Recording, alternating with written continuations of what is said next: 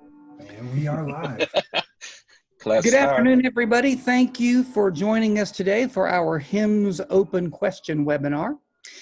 Today we have myself, Mike Tindall, National Training Manager. We have our CEO, Randy On. We have Ginny Axler from Korea. We have Earl Harrison, Thomas Simpson, and Jim Walton. So I'd like to start back at that list, and we're going to have everybody say hello to you and tell you a little bit about who they are, what they do. So let's start off with Jim. Hey guys, it's Jim. I'm the lead tech support, and they're on the phones when you call in for help. And you answer a lot of emails. And That's for sure. Very good. Well, we don't always have Jim with us, but today we were able to pull him off the phone and get him on here to talk to some of you who I'm sure he talks to on the phone from time to time. And I remember back when I did escalation tech support, it was always fun to interact with people live at conventions and that kind of thing that I spoke to throughout the year, and that was always fun. So Jim, we're glad to have you. Thomas Simpson, take it away. Hello, everyone. This is Thomas Simpson, Western Regional Sales Manager. I'm glad you guys are here joining us, and look forward to your questions. Thomas is no stranger to doing this. He's the guy who keeps us all in line and mutes and unmutes people and tells them when they talk. And it's great to have Thomas with us. Earl Harrison. Hey everybody, I am Earl Harrison, the Midwest Regional Manager. Basically what that means is I live in Minneapolis. And a lot of times if you call in these COVID times, I'm the guy answering the phone much of the time. And I'm basically, kind of serving as inside sales until we can go out and do what we do and go face to face with customers and things like that one of these days. So I'm glad to be here with y'all today, and I'm looking forward to the webinar. Thank you so much, Earl.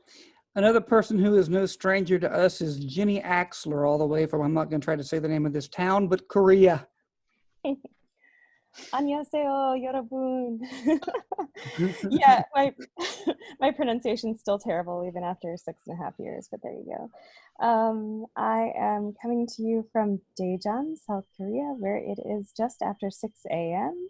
I'm always happy to be here to help answer your questions. I basically do, I don't know, it seems like almost everything in English, whether it's marketing, tech support, beta testing, product planning. I just deal with a lot of international work and deal with a lot of the overseas dealers in Korea. And I also am very fortunate to get to work and collaborate a lot with HIMS Incorporated. Thank you so much, Ginny. And Ginny certainly is a godsend to have around. We all go to Ginny when we have questions, and she's always there to help us out. And we greatly appreciate that. And today we are very happy to have with us our CEO of HIMS Inc., Randy On from Austin. Hey, hi everybody. This is Randy On.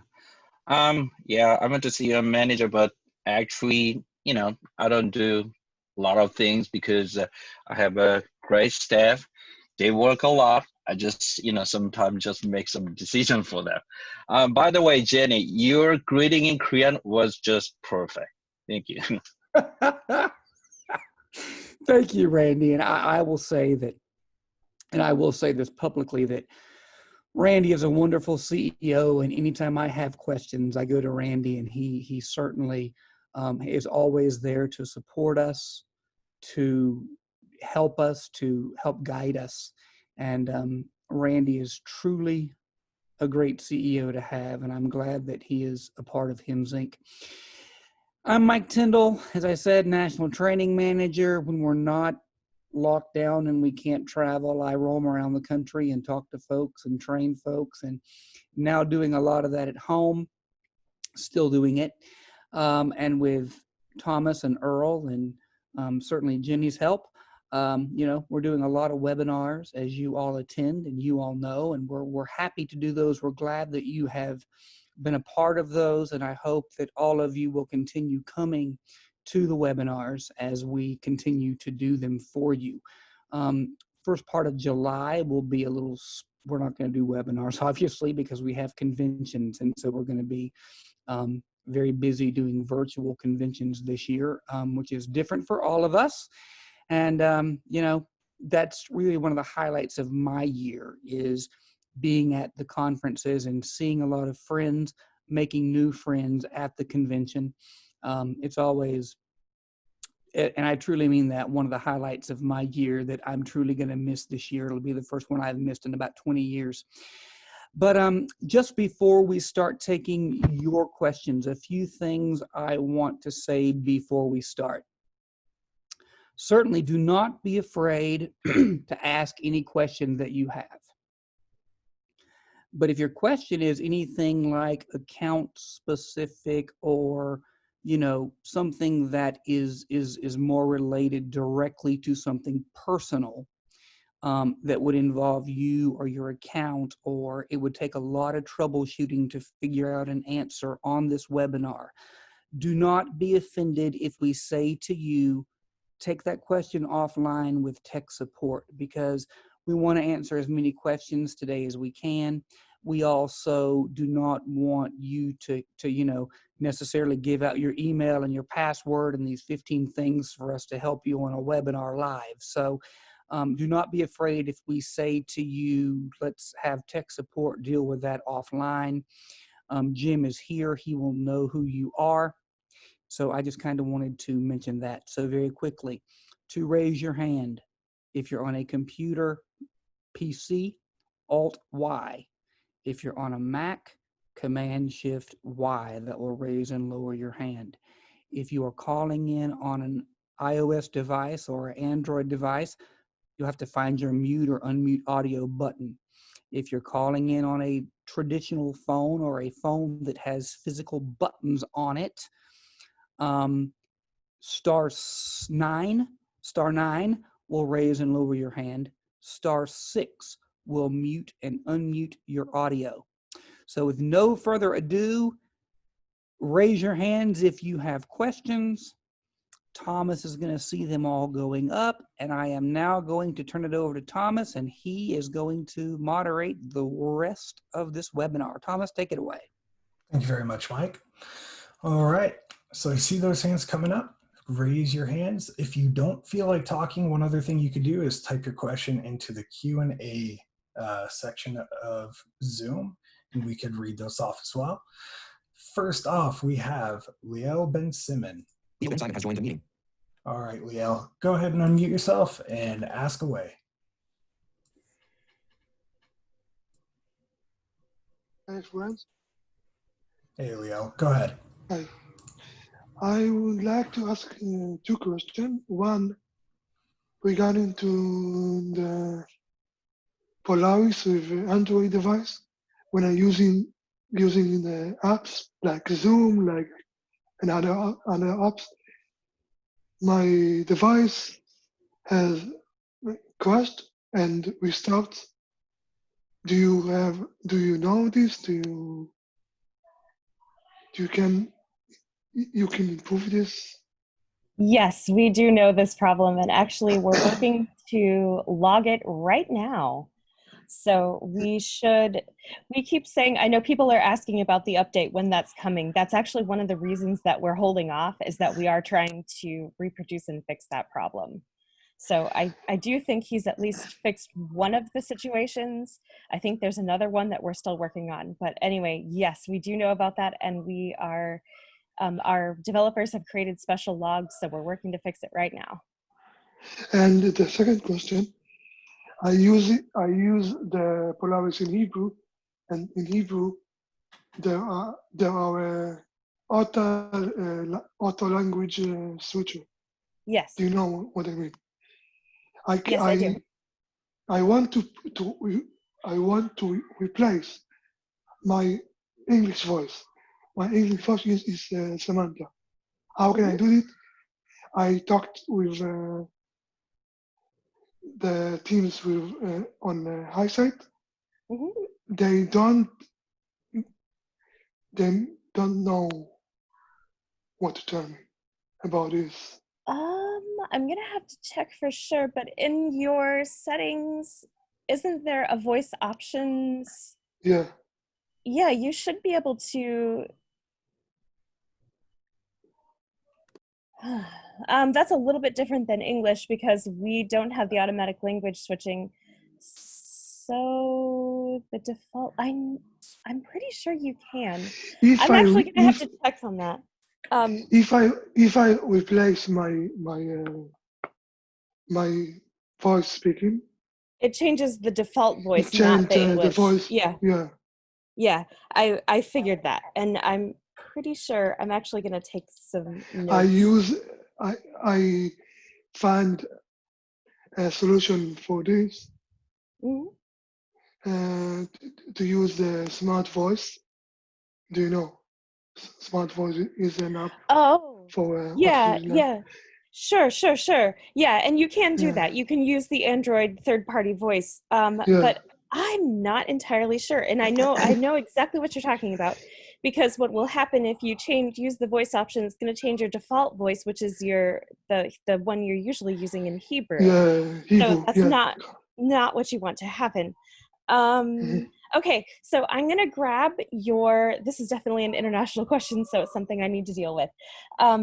I'm gonna grab your email from Thomas, and I'm actually Mhm. going to check on this with our developer and see if there's Okay. a way that either this can work or can be implemented. I think it's something that's gonna have to be added, but Maybe. Yeah. Maybe in the future update, because yeah, it's important to me. I hate the Samantha voice. I do too. It's a personal preference. Yeah. No, I understand. She sounds like she's annoyed all She's the something time. smoking. Yeah. No, I get that. She hearing me like a teacher. Yeah. So yes, I totally understand your reasoning and your question, and so I am going to have to check on that with the developer. I'm very sorry, I don't know the answer. I do Okay. understand your problem very well. So I'm going to grab your email from Thomas, and I will Mhm. send you an email in the next day or two. Okay? Okay. Thank you. Sure. All right. Thank you very much, Leo. Up next, we have Barry. Barry, go ahead and unmute yourself and ask your question.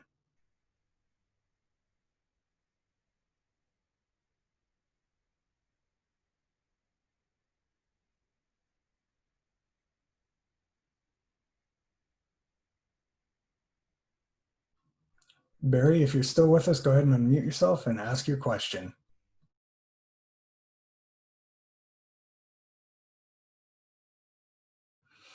All right, while we're waiting for Barry, up next, I'm sorry if I mispronounced this name. It's Farishte. Go ahead and unmute yourself and ask your question. Hi, can you hear me? Yep, we can hear you just fine. Okay. First of all, thanks for really your trying, organizing, to have us from different parts and try to help us. Um, it was for a long time. It was my dream to have one of the HIMS products. Until last year, I got chance to purchase the Polaris. But, I'm disappointed with something. The first is very poor technical support. My location is United Kingdom. Several times we need to get in touch with people. Someone give us the wrong information. Some people, doesn't know what to do. For first, my concern is about the very, very poor support. Okay, And so can I stop you just for a minute? yeah, First of all, this actually, and we do welcome anyone here, but this is run by the U.S. office. It's actually not run by the international office. I am here, of course, to deal with international questions, but this, please, as far as that kind of tech support issue and things like that, that really sort of isn't related to what we're doing here today. And I also want to be certain to everyone listening, this is an issue that she's talking about in the UK, not the US. So do you understand, Miss, that this really is run by the US office? It's not run by the international company that, which is Selvis, that actually deals with the international support and international dealers. I do that directly, but that isn't the company that's represented here today. As far as your tech support issues, I really recommend that you contact Stuart Lawler specifically, because he is the blind person on staff and he does know what to do and he should have your answers, and that really should solve that problem for you. So, yeah, so it means, because I don't know, I am in mailing list and I always get emailed to join this webinar. So this no, that's okay. That's okay. You're absolutely welcome here. There's no problem there.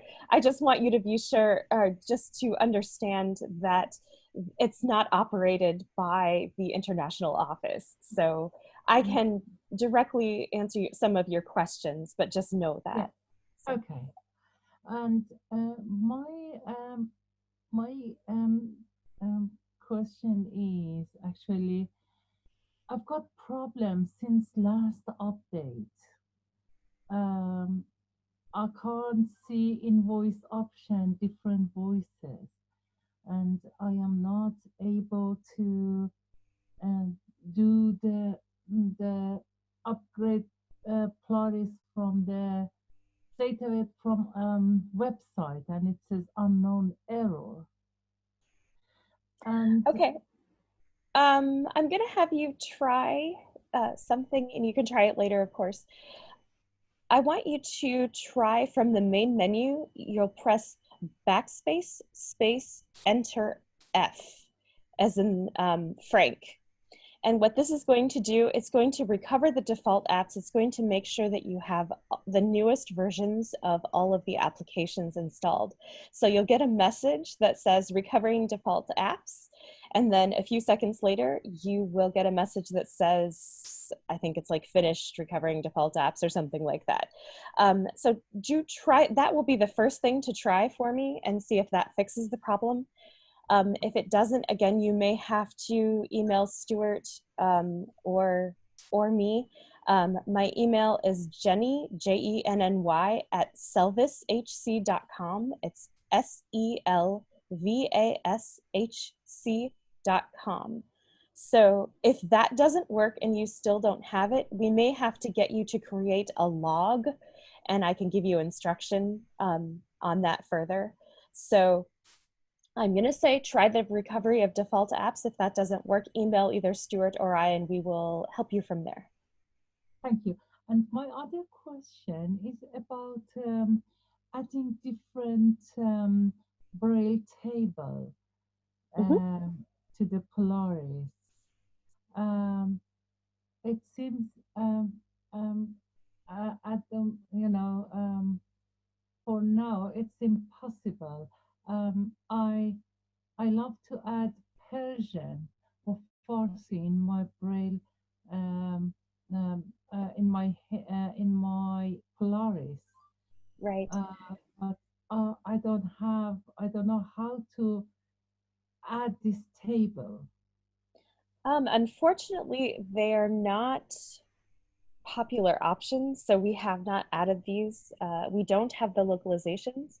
So you can use it on the Android side, but not on the Polaris side right now. No, it doesn't let me, because I tried to install Braille back. No. You'll go to our language options and choose Persian, and then the Braille table, you will choose Persian from there. Oh, from the Android setting. Yes. Okay, and can you just repeat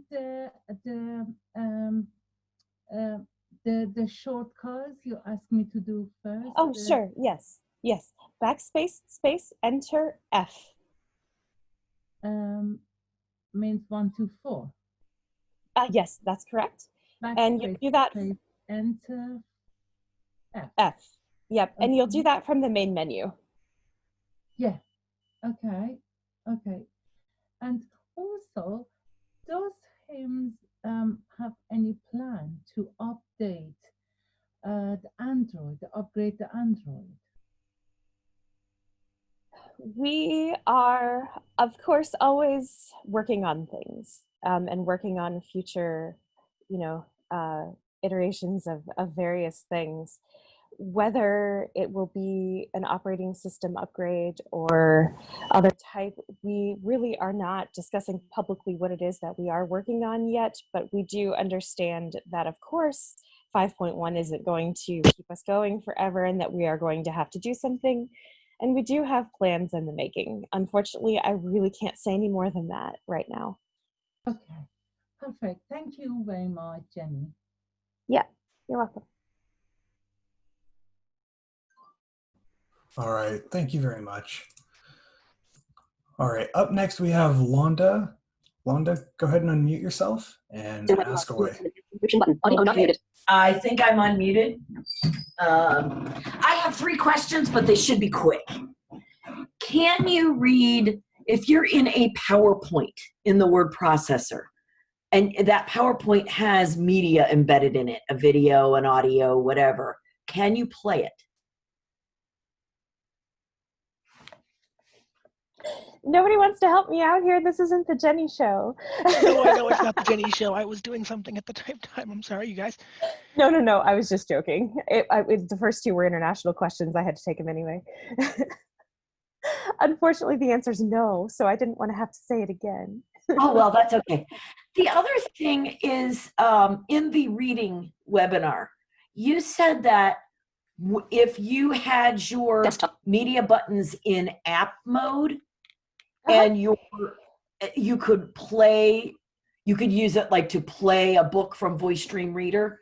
Yep. How does that work, since the play button is typically the recent apps button? So you press and hold them. So if you press and hold play, it'll play pause. If you press and hold back, it will go to the previous whatever works in that application. And if you press and hold next, then it'll work for that.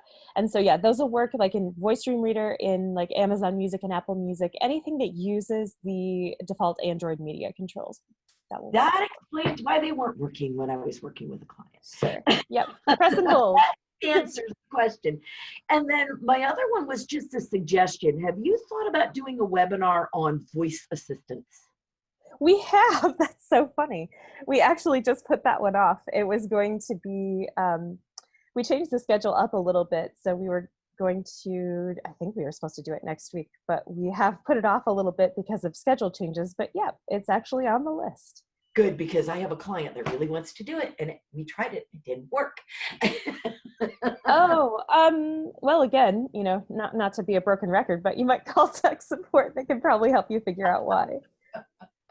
Yeah, and it didn't work as expected. It didn't give us a voice answer. It just kept saying, here's what I found, but then we couldn't read it. I have an idea. Go to the Play Store and download the Google Assistant. Yes. That will make the difference.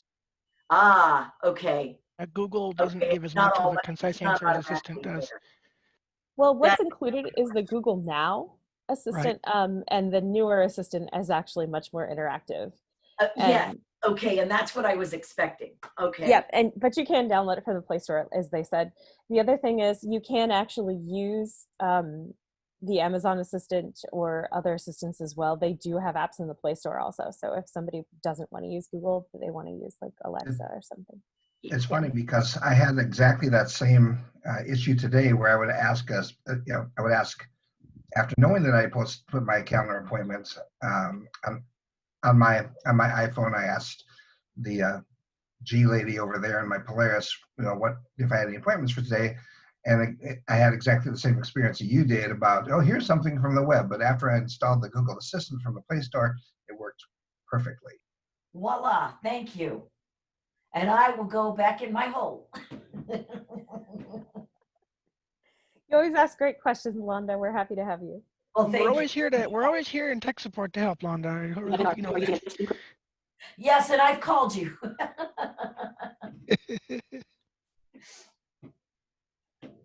All right. And Thank I you love very the way much. you answer to both Londa and Wanda.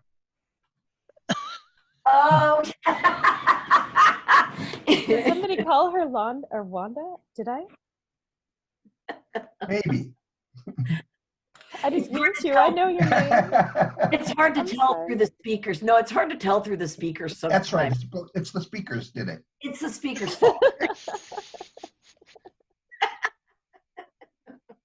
All right. Thank you very much, Wanda. We are going to move on. So phone number ending in 6983. Go ahead and ask your question. Yes. Can you hear me now? Yep, we can hear you now. Okay. Last week you gave out the typing mode to enter the typing mode and not make so many Braille mistakes. Yep. I'm not able to make that work. Could you repeat it, please? Backspace, space, enter M, as in mode. All right. Thank you very much. At the start menu or any place? Anywhere. Any edit box, I should say. Were you the one having the schedule issues too? Oh, yes. So yeah, I just wanted to let you know that we did reproduce that. And so we should be able to fix that for you. That'd be great. I would really appreciate it. Thank you. Mm-hmm. Great. Thank you very much. All right. Up next, Shireen, go ahead and unmute yourself and ask your question. Okay. Let's see. For one thing, when you do the space whole Braille cell cord for for notifications, if you find one that you want to, say there's a YouTube notification that you want to actually play that video, or a Facebook whatever the notification is, do you hit enter to say, okay, let's open it, or what do you do to? That should work. Is it not working for you? Of course, I'm not in a situation where I can be online and. Sure. But yeah, generally you should be able to press right enter now, and it should launch the associated application. That's what's supposed to happen. Okay, if it keeps not, I might put a call into tech support. Sure. Or maybe I just don't know what I'm doing. But and the other question is, and I know this may be a question that for every person that asks, here's the question. This might be a situation where if you ask 10 people this question, you might get 10 different answers. But someone said earlier they weren't crazy about the Samantha voice. I'm not either. I did find one I liked better, but this isn't about eloquence anymore. I'm just kind of accepting the fact that we've lost eloquence. So with that being the case, what's a good voice for like seeing comma, quote, or semicolon, or some of these punctuation marks and actually doing what you're supposed to do with them? Do you know what I mean? If I want like a story read, it may be a matter of personal preference, and I just haven't found the right voice for me yet, but some of that can be controlled in our, I keep thinking somebody else will chime in here.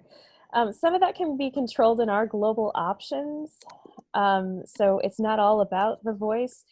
Some of them, like acapella and nuance, if you download them, then you can go into it gets a little complicated.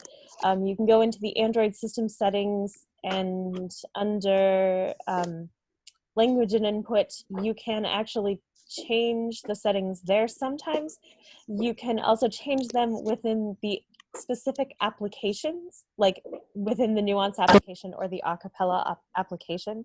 So if you're talking about just punctuation settings and pauses and stuff, you are generally going to be able to set them for anything. Just how that's done may differ a little bit, and it may be a combination of setting them on in the Polaris global options and in the specific applications for that synthesizer.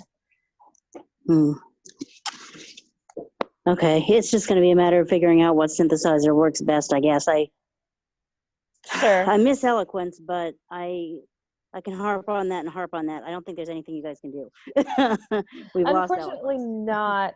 That's a Code Factory thing. I mean, like I said, I don't know if you were, I can't remember if you were here for the Well, books you webinar, said but that you thought that Vocalizer had spliced the two, and I wish they would have. But if there's as of last time I checked, they hadn't. Now maybe things have changed in the past 2-3 weeks that I checked. I'm not sure when that was, but have you? So something that came up last week. Have you ever downloaded it before in an Android Eloquence? device? Yeah. No, I. Oh, okay. Okay. No, I haven't. And by the time I got my Polaris, Eloquence had vanished. It was already from the gone. Play Okay. Store. No, that's okay. That just turned out to be a solution for someone. She had it in her library from a previous device and was able to retrieve it that way. And unfortunately, that does seem to be the only way that you're able to get it at this point. That sucks, but I know it's not your doing. So no, it's not. A lot of people are using the nuanced Tom voice, and they like that. I think. I mean, don't Earl and Mike? Don't you guys use that a lot?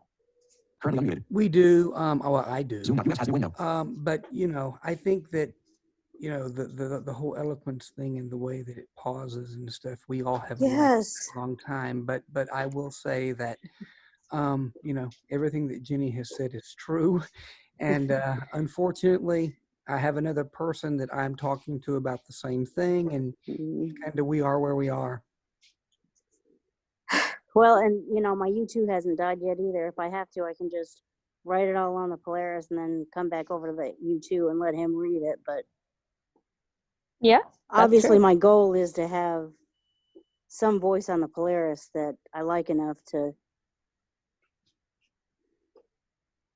Well, I wish Code Factory hadn't done that, but there's really. And it is kind of funny you guys can do. I even using my PC, I've actually changed my JAWS voice from Eloquence to, I forget if it's Tom or Ryan, whichever, I think it's Tom, on my PC as well, which is different from what a lot of people do, but I really like his voice, and so I'm kind of using him everywhere. So if I chime in here, I actually have the acapella voices in my library from way before I owned a Polaris, which is really kind of cool because I was able to, as a, sign into my Google account and download the acapella voices and had access to a lot of them. They're pretty good.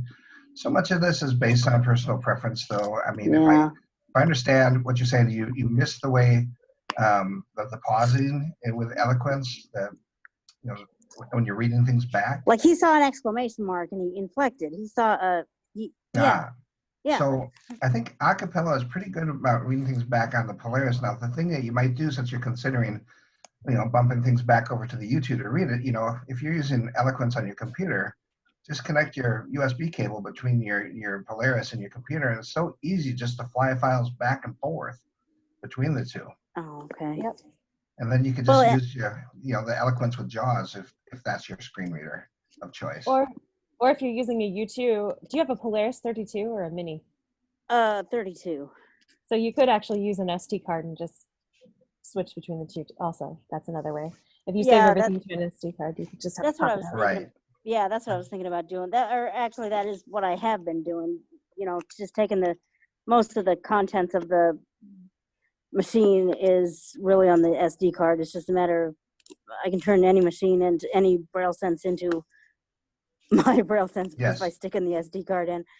But I mean, I can also give acapella more of a chance too. I haven't really done a whole lot with that.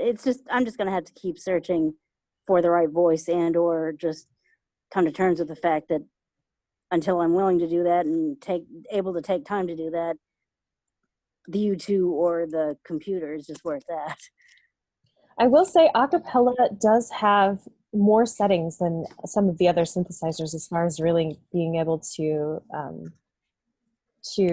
adjust how you want things to be. So that might be something to try. I can also say, if I can, when getting back to establishing that Bluetooth or that USB connection between the Polaris and the computer, I mean, you can just browse to it while while it's connected your computer and just, open it up on your computer without even have to transfer the file from your Polaris. Just open it up right from there That's true. and listen to it. Oh, just it would treat the Polaris like it would treat the Polaris like a thumb drive. Yep. Exactly. He's right. It just sees it as an external drive. Yep. Okay. All right. Well, thank you. Great. Thank you very much for calling Thomas, in. did you want to see if Barry can get back in? Do you want to give Barry another chance? Yeah, let's give Barry another chance here. Barry, if you're still with us, all you got to do to ask your question is to unmute yourself. So Barry, if you're with us, go ahead and unmute yourself and ask your question.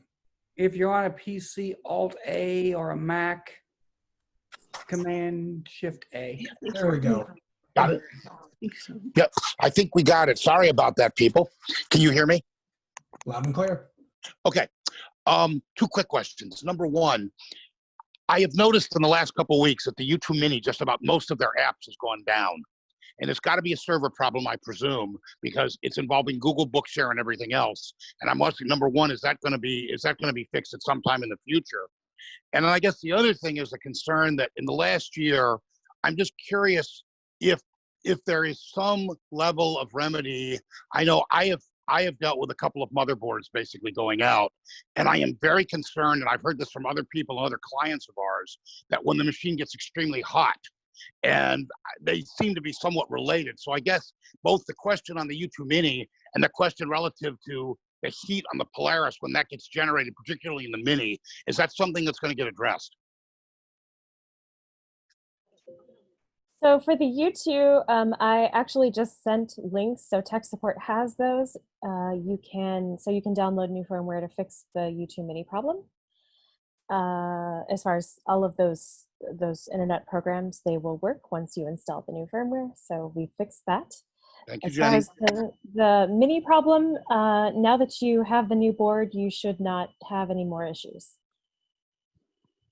Excellent. Thank you much.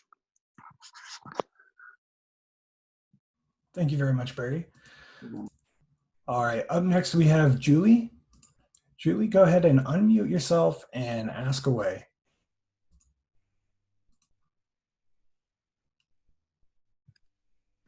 Hi, I have 2 questions. I think they're probably pretty brief. I updated from a Sense Plus to a Polaris, and I'm used to using the Sense Bible. Can I use that on the Polaris? Unfortunately not, because it's a different operating system. That's what I thought. Jenny beat me to it. I was gonna say something. Okay, are there any apps or any Bible apps that people are using that you know of that you would recommend? There was one that we had at one point that we knew that worked. I'm going to cut you off, Jenny. I'm sorry. No, go ahead, please. And of course, when I say that, I can't think of it off the top of my head. But let me look really fast because I know we did have one that was a recommended one. But I do know we do have one. If you do me a favor, shoot an email to support@hims-inc.com, and I will be sure to get you that name. Okay, and then my other question is just about, is there an email list of users of the Polaris where we can exchange ideas? I mean, there's a lot of email, like the IO groups.io lists. I think there is one. There's a HIMS chat list, but it's not run by us. Right. Okay. Okay. But as far as the Bibles go, see, that's an interesting answer. There are a lot of apps that are accessible. It's sort of one of those questions, though, that accessibility isn't always synonymous with efficiency. And so that's correct. And it's really hard to sort of, especially when you're comparing with the actual Sense Bible, because the Sense Bible is so easy to use. Oh, it was fabulous. So I am actually glad that Jim has a recommendation, because I've tried several of them and I can say that they're usable. I don't know that I still though go back to the U2 Mini for that function. I will Well, not lie. I go back to the Sense Plus, and I'm going to do it as long as my battery holds out. Sure. Yep. So, Jim, Yes. I would love it if you'd share that with me as well. So, if you have a recommendation. I'll get that to you. I gotta find it. I'm still working on it at the same time. Thank you guys for doing these. These are wonderful. Before you hang up there, I can tell you that about a year ago, Thomas, you provided us with a bunch of us with some files or BRF files, different versions of the Bible. I can tell you that. So when I'm like last couple of weeks, I've been studying John. So I'll just put the book of John in a folder and I just open it up.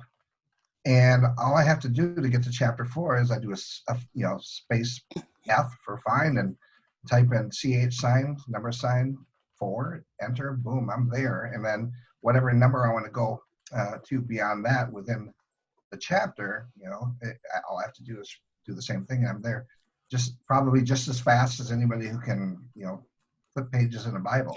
Oh, yes. And that's what I have been doing. I just liked on the Sense Bible the way you could jump around from version to version. I mean, it was just terrific the way you could reference. It was terrific. So, Jim, you have those, so perhaps you can send her the link to those. I do have those files as well. Okay. So we don't give out your email. If you can please shoot us an email to support@hims-inc.com and you'll get those right away.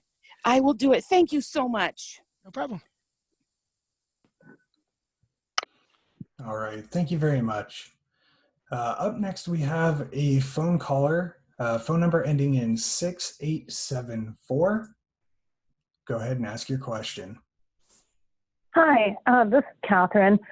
I have a Polaris Mini, and I was using it for Zoom, and I used it twice in a week, and it crashed both times and went back to the installation setting on the Braille display, but it took it a long time to get there, and I had to plug it in. Then I waited about 2 or 3 weeks later and decided to try it one more time, and the same thing happened. So now I'm not using it. Should I just wait until the patch comes out? And do you have any idea when that will be? Thank you. Well, if I could just chime in, Catherine, I think that you're experiencing the same thing that somebody earlier in the webinar is, and is that you need to restore the default apps, which is that magic keystroke that Jenny mentioned earlier, this backspace space enter F. I can tell you that I've used Zoom on the shipping versions. I'm using Zoom on whatever beta version I've got running on my various units around the place here. And I am not experiencing the same thing as you are. So I suspect that you need to restore default apps with that keystroke. Once again, space, backspace, enter, F as in Foxtrot. Okay, thank you very much. All right, thank you very much for calling in and asking the questions. All right, so up next we have a phone caller, phone number ending in 2689. If that's you, go ahead and ask your question. Okay, I've got a few things here. A couple of them are just comments, so they'll be pretty quick. Whenever I pair the Polaris and pair it with like Bluetooth speakers or something like that, I don't see the same problem with the U2. The Polaris will pair, but it will tell me connection failed, even though it's connected to Bluetooth. And that can, kind of catch you off guard because you don't think it's really working. But, I find out it truly has made the connection, but almost every single time it'll inadvertently tell me connection failed. So I don't know what further you need from me or what I could tell you in regards to that, but it's something you guys might want to look at. In the word processor, Jenny said the other day that if you were reading a file or whatever and you want to make sure that it goes back to that spot when you open the file later, I'm still in the Polaris, by the way, to move your cursor to that spot. It works kind of 50-50, probably more like 70-30. Most of the time it doesn't work. Occasionally it will open back to that spot, but most of the time it will open at the beginning of the file. And that's a real pain, you know, when you're reading a book and want to go back into that book, especially if the book doesn't have any kind of page numbers or anything. So I wanted to mention that because we had talked about it in another seminar. I cannot sign up for these webinars. If I go in from my email or whatever, I get into some kind of weird spot, you know, where it starts asking me things like it wants to direct me to PayPal or to some kind of reCAPTCHA thing or whatever. So I'd like to see you guys look at this. Maybe there's something I'm doing wrong and somebody can fill me in, but so far I've had to have my husband sign me up on his phone, and I would think since they're you guys' webinars, it would be nice to be able to sign in from the Polaris, but I have not found a way to do it, and I've run into the same thing with other webinars. And my last thing is just a quick question, which maybe you can answer. I'm using a loaner Polaris right now, and when I'm reading my notifications, I keep seeing this one message that says SMS is no longer supported. To read and send SMS messages, please download Android messages. I didn't know if there was any way I could get rid of that notification that keeps coming up, or if I just have to put up with it. I don't see it on my normal device that's in for repair right now. I think I might have when I first got it, but you know, I don't see it on a regular basis at all. So those are my comments, questions, whatever it's worth, whatever you guys can respond to. Okay, so first of all, can I please suggest that we deal with things individually, because I don't even remember all of your questions at this point. Okay, all right, well, all right. Hold on, all right, so let's start with the SMS is no longer supported. That is related to something in Google Hangouts. You can go into the Google Hangouts setting and turn messaging off. Generally, if you have installed another messaging app on Polaris, it goes away because that takes over the default and it's not a problem, which probably explains the difference between your loaner unit and your personal unit. So I will answer that. If anyone else wants to chime in on the rest of it. Regarding the Bluetooth speaker one, I'm going to check that out for you. I'll even I'm actually, your device is next on my list of devices to test today before I leave. So okay, I'm going to check that out. Convenient that I'm here. I will check that out for you. Okay, that's great. And we'll see what I can come up with on that. And if I need to, I can get some stuff over to Jenny there to see if we can get it fixed if something's wrong. One of the things, Shirley, okay. one of the things I'll say to you is that if you're you know on your Polaris, go into your Polaris options on the web browser and change your web browser to the desktop browser as opposed to the mobile browser. You know, and I will say, I'm just going to say what this isn't really our problem. It is a problem in general that when people go to sign up for webinars, websites that allow you to register for the webinar is not anything that we have control of. So therefore, you know, there may be CAPTCHAs and things that you have to get around. And that is nothing that we physically can control. So I don't know why it wants to send me to some kind of PayPal thing, though. Well, That's just really weird. It's not our website. I mean, you're okay. asking, and I get what you're saying. I mean, I understand the frustration, but it's not HIMS. It's not Selvis. So, but again, if you go into the options under our web browser, if you change your default app from being mobile to desktop to showing those pages, that may help you. Okay, well, I'll try that. And our browser doesn't support CAPTCHAs. I believe, though, that you can get it to work in Chrome, which may not be your ideal solution. Of course, it does work beautifully on a PC. There is no CAPTCHA at all. And for the webinars, there generally isn't. So I agree with Mike. Try to use the desktop browser. Maybe it's something to do with its recognition of the mobile browser that it's wanting you to do that. So try that. Okay. But you can also try Chrome. Okay. But it should be possible some way or other.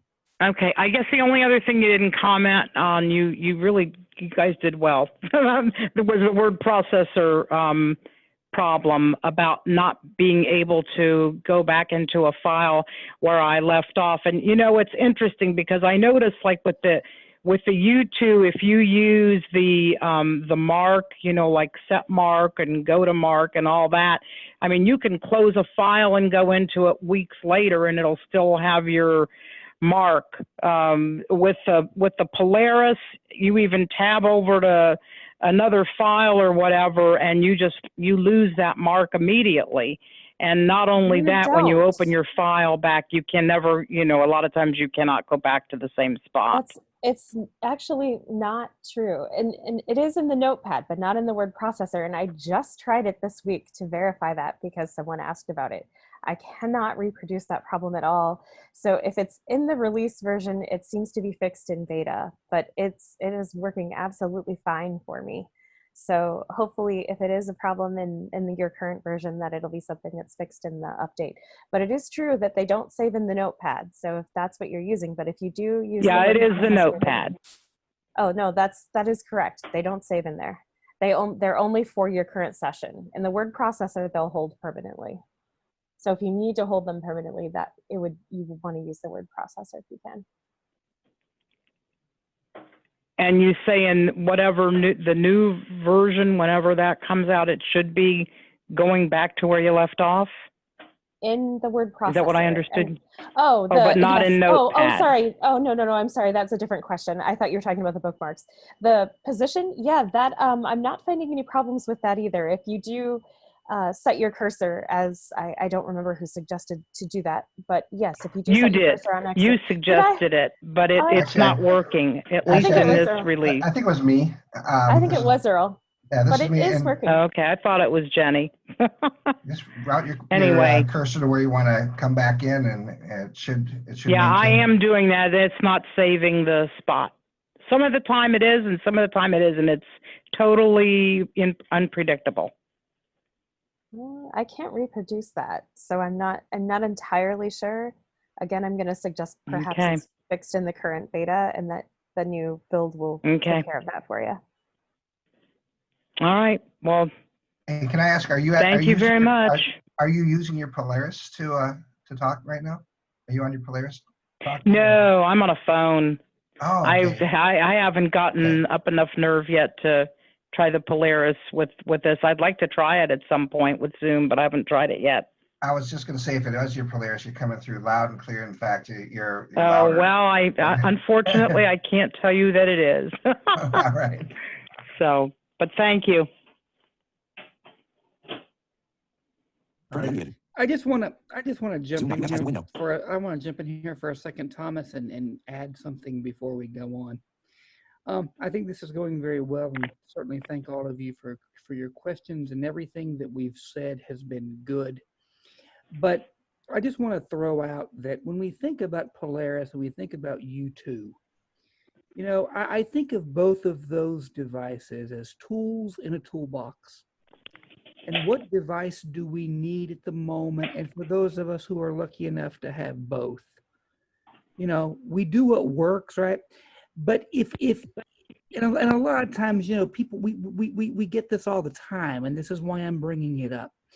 People say, well, my U2 could do, or my Polaris can do, and my U2 couldn't, or my Polaris couldn't, or can't. And I just want to say that when we, I mean, and we're certainly glad to have those conversations about, you know, what can we do to make them similar devices? But the two devices are almost like saying my Braille Light or my Braille Note or because they're running on totally different versions of developing systems. One is Android, one is CE. And when developers are developing, there are major differences as to why things work the way they do on certain devices. And again, I'm not saying it's wrong to compare, one to the other, because they both have their place. And they're both great for doing various things.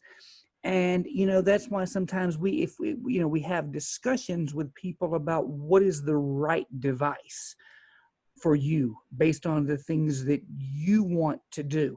So I'm just kind of throwing that out there. And again, it's great to have the conversation about both and differences and why one does better than other in a certain time.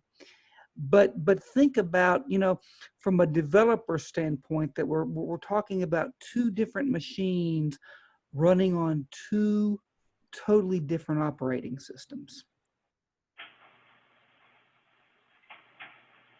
Thank you very much, Mike. All right, up next we have Barbara. Barbara, go ahead and unmute yourself and ask your question. Okay, hello? Yep. Can you hear me? Coming through loud and clear. Okay, all right. I have two questions. My first one is that sometimes I have a Polaris Mini, and sometimes it either locks or just restarts out of the blue when I'm writing in it, and that is sort of disconcerting. And I don't know if that's typical or if I'm just an anomaly. I'm not sure. It shouldn't be typical. Let's see. There are a couple of things we might be able to have you do. I think I might actually send you to tech support on that. For the reason that we probably need to analyze, first of all, a little bit about what specifically is happening when you do that, like what you have running and stuff like that. Then there are also some logs that we can have you do, and we might even have you run a beta so you can do those logs if it's still happening. We might have you test the beta to make sure it is still happening. It might just fix it and you won't have that problem with the fresh install. But if it is, we have some logs that we can do to help us analyze the problems. So it should not be doing that, first of all. And we've seen that, but not on a regular basis. You know what I'm saying? I mean, if it does it should be once in a blue moon. And it certainly shouldn't be something where you feel like you have a concern if you're not saving that your data is going to go away. That should never happen. So yeah, I think this will take some more troubleshooting, but definitely we want to get down to the bottom of it if it is in software. But I think my recommendation is to have Jim have you get the beta installed so that we can log what's going on and try to fix it before we release the patch if we need to fix something. Okay, so should I email somebody, or will somebody get a hold of me? Yes. Yeah, if you can either shoot us an email, or I can even get your info from Thomas and we can reach out tomorrow. Okay, whichever works. I mean, I'm willing to do whatever. Can you do that, Thomas? Can you send me her info and we can get this started and we can get this working for her? Yes, I can. Cool, cool. Okay, and my other question is, for some reason, I can find forward just fine. Like even if I want to find the same word over and over again, I can do the F with the enter and keep going, but I can't do that backward. And I don't know why that is. I'm not sure. I can check it and make sure that there isn't a problem. And I will do that. I'll take a note to check that and see if we have an issue with that. But I haven't noticed that we do. But I will admit I don't use the find it backward as often as I might. So let me check on that. And if there is a problem, we will record it and get it fixed. If not, we'll, again, troubleshoot it a little bit more with your unit. And can you identify whether it happens in the word processor, the notepad, or both? Anywhere. anywhere. Okay. So on the website too, on web pages? Whatever I'm doing, it seems like it goes forward, but not backward. But I haven't really done much with web pages, but I certainly do the word processor and the notepad and then things that I'm reading, like books that I'm reading, like VRF files or, those kinds of things that come from elsewhere or whatever. But it does it everywhere. Huh. Okay. Well, let me check it. And again, if we don't find the issue, the fresh install again might fix it. It sounds like it may be that you just need that. I'm not entirely sure. So Yeah. We'll have to see if that's happening. You can reach out to tech support so we can see what's going on, because I'm doing it right now and it's working. Oh, see, that would be so great if it would do that. Thomas will get me your info and we'll be in touch tomorrow and see if we can teach this thing a lesson. Okay. Well, thank you very much for these webinars. I really appreciate them. Thank you, Barbara. Thank you for calling in, Barbara, and thank you for your questions. Sure. All right. Up next, we have a phone call from a phone number ending in 2704. If your number ends in 2704, go ahead and ask your question. Hi. Thank you. Hi, my name is Nancy. I have a few comments. Now, I'm not comparing, I think HIMS is excellent. I'm not comparing products, but when I was able to get on your webinar very seamlessly with my Braille Touch Plus, and which leads me to what is it because it can't get capture and stuff like that? Is because the update, the operating system? Because are you folks still at 5.0, and why aren't you continuing to upgrade your operating system? And why don't we do one question at a time? There's a couple questions, and I'm not criticizing. I'm just troubleshooting. Yeah, someone said there was supposed to be functionality, which is excellent, but I would think that eventually the apps won't be usable over time because the apps get updated and the operating system doesn't. Thank you. So, again, good to see you, Nancy Unger. A few things I'll say to that is the first question that you were asking about the web browser. That is a situation where one device is running one browser, another device is running another browser. If you compare it to a PC, some people use Google Chrome, some people use Firefox, some people use Internet Explorer.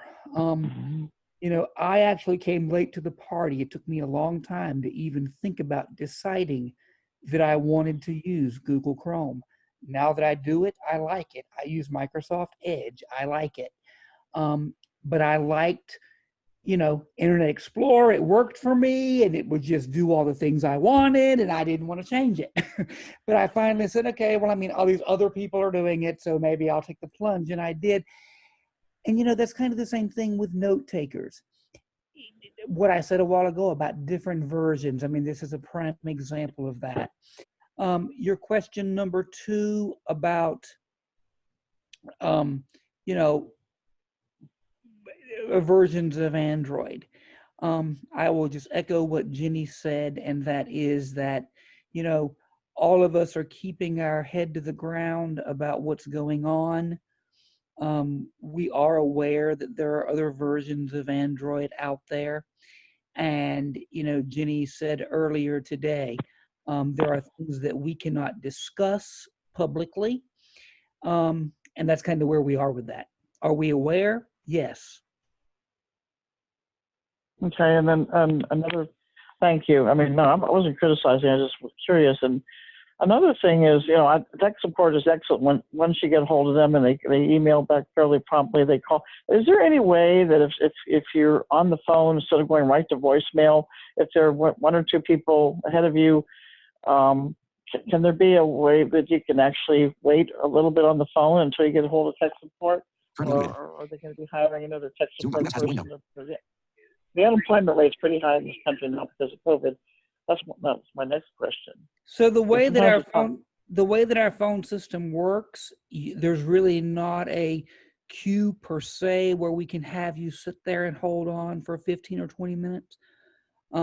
What you can do, and I will say that I know personally, and I'm sure all of you will echo in the webinar, that our technical support has certainly improved over the last several months. It has, yes. I know that it has. I have stayed on top of it, and I am very proud of our technical support staff.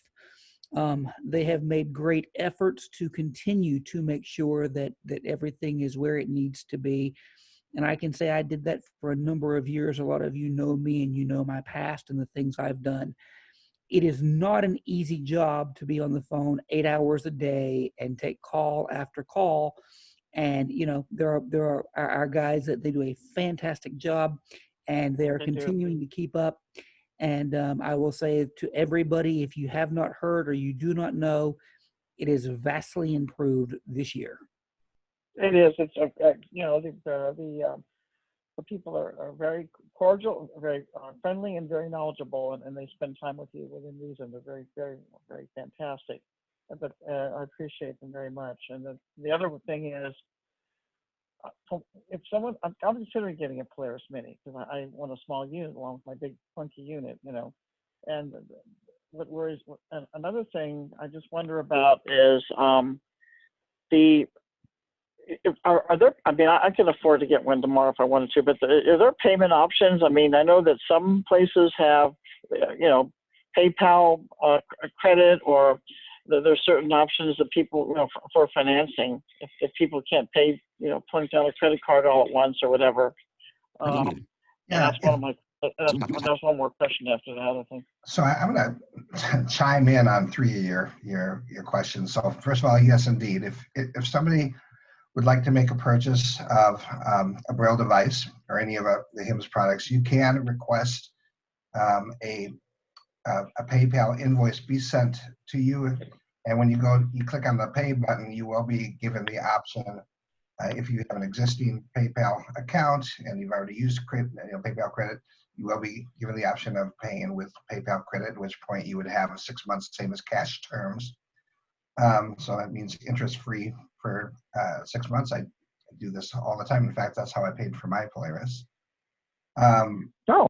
Okay. Yeah, so that's a really wonderful option, and the good news for us is that we get paid everything up front, and it becomes between you and what essentially is, you know, PayPal, which is a bank, essentially. So that's the good news, and we have many people who have taken advantage of that. All you have to do is request a PayPal invoice be sent to you, emailed to you.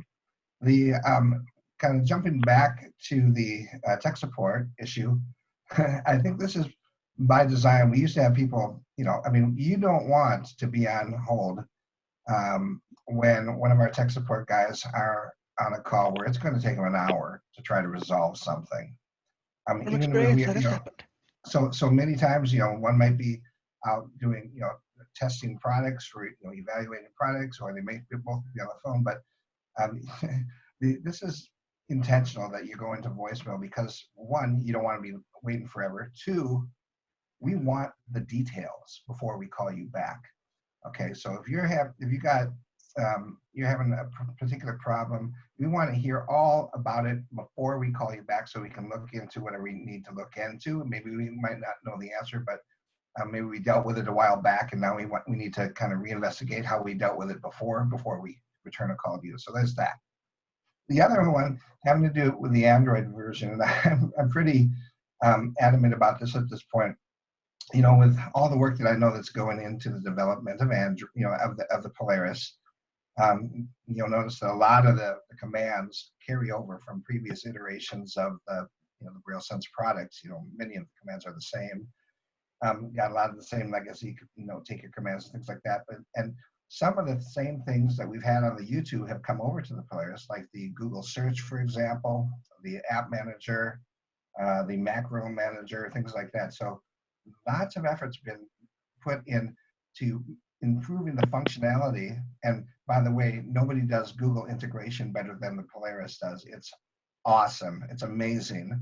But we didn't do that we've opted to do that, those types of improvements in Lollipop, which is Android version 5, versus blowing our entire development budget on trying to port over to a later version of Android. So we had to pick our battles there.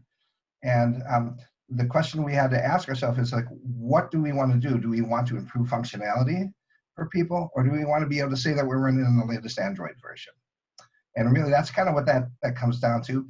And when you get as much value as you do out of what we've gotten out of Lollipop, I can tell you that version 5 is just a number at this point. It does the things that we intended it to do. And I can tell you there's not a competitive product that does math better than us. There's not a competitive product that does Google integration better than us. That's my little soapbox. Okay, that's okay. That's good. I mean, I can appreciate that. I don't want to run off. My final thing is, I mean, I don't know all the details, but you can enlighten me when I get my Polaris Mini, because you're going to have me sold on it now.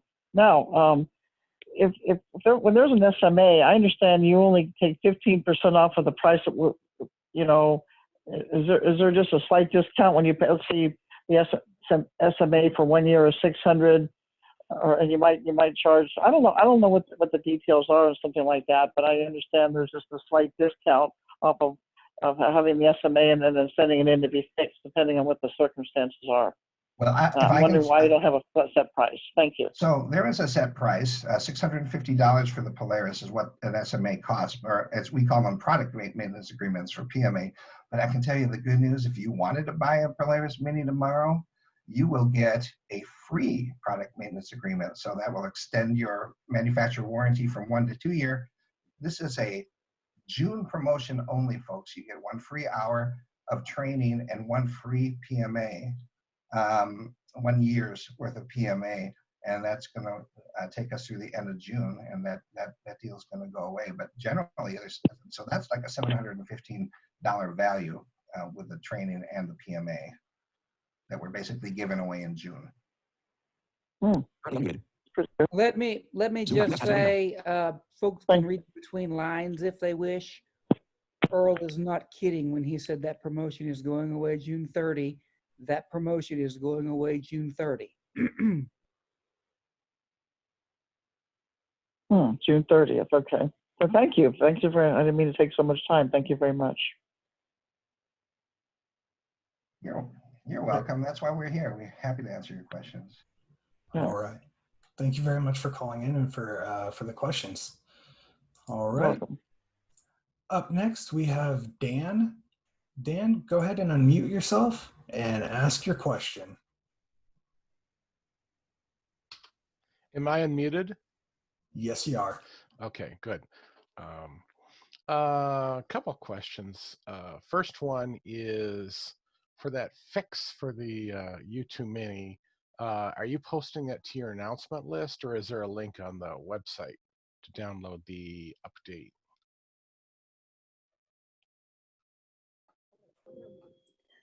I actually don't know. I know I was the one that gave the original links, but unfortunately that's on their side of it. I just sent them to everyone today, so someone from there have to.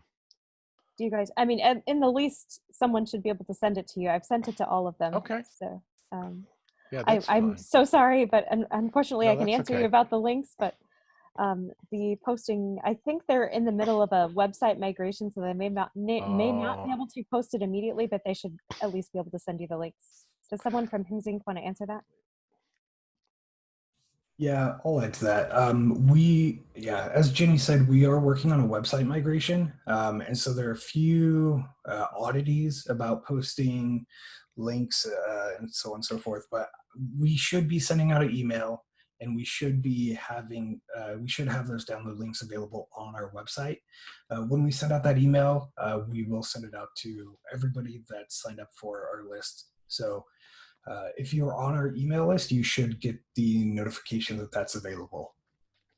Well, that's good. Yeah, I'm on the email list. My other question, a friend of mine couldn't come on this webinar, and he wanted me to ask you because he's seen the new Mantis, he wanted me to ask you if the Q Braille would ever get a Wi-Fi chip so it could do what the Mantis does.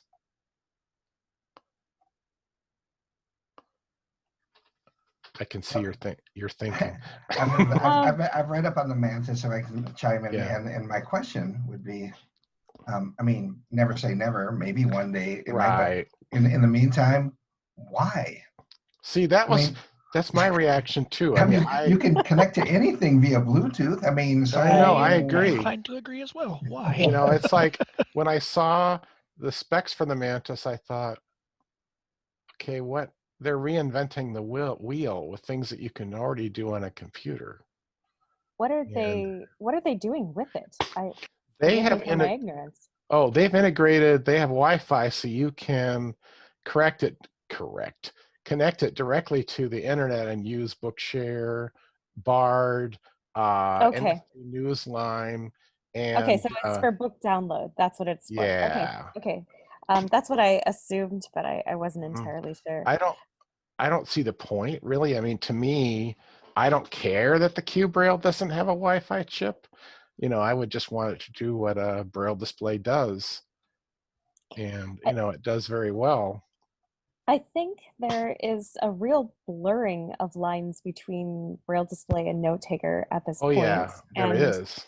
It's really hard to define, but yeah, I mean, it's not that it would be difficult without creating a new product at this point to add Wi-Fi to it. Yeah, I agree. But yeah, I mean, the Q Braille really is meant to be a peripheral to other devices. Of course, with the SD cards, you can put files in it and read them on the go. Yeah. But yeah, we sort of don't assume it has those functions. I think the APH products, I think I did know the Chameleon 20 did that, but I didn't realize the Mantis did also. You know, but it's interesting.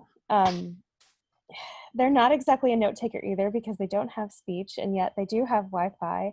Right. And it's this definition of what each of them is really getting blurry. And so yeah, I don't. It is. You know, It's and then hard to know how to answer that. And then you have Freedom Scientific with the L Braille, which I have a real prejudice against the idea because I had a packmate and it was just a nightmare experience. Well, yeah, I mean, I think they're all, and that again, they define it as a note taker, but it's more of a PC. It is a so, PC. You know, there you go. It's really, I think that we are not always as clear as we should be. And even our international people, they say something about the L Braille as a note taker. And I always say, no, it's not a note taker. No. Yeah. So I think it's very, I think it's becoming really important for the industry to more clearly define their products and what their purpose is. And I think, and I think HIMS does a good job of that. I mean, you always say in your webinars that one size doesn't fit all, and I wish other companies were that honest. You know, well, you know, Dan, I say all the time, and again, it's a tool in the toolbox. And it is, yeah. There are people who love their YouTube because it reads the way they want it to read. There are people who love their Polaris because they can do, you know, things on it that they cannot do on the YouTube. And so that's, and you know, that's one reason why I kind of talked a little bit a while ago about because it's not right or wrong. It's what works. Yeah, I mean, I'm like, my needs are different. I would not see a need for an Android note taker. I would get a stock Android device because of accessibility testing. But I don't hold it against you that, you know, other people have a different need. I mean, if I were to get another HIMS product, it would be the Q Braille, and that's fine. Hey, we can hook you up with that. Well, the problem is I just lost my job. My accessibility contract ended, and I still haven't found a new job. I had an interview at a company that would have been interesting to work for, but VMware, but I didn't get the job. That was a nerve-wracking 6 interviews, and I went through all this work for nothing. But do you? I always ask this, and I forget. Do you have a trade-in, a upgrade program to exchange the Braille Edge for the? We do. You do. I think we give you $400 for your Braille Edge towards a Q Braille. Okay. I think that's right. Isn't that right, Thomas? I said it, so it must be true.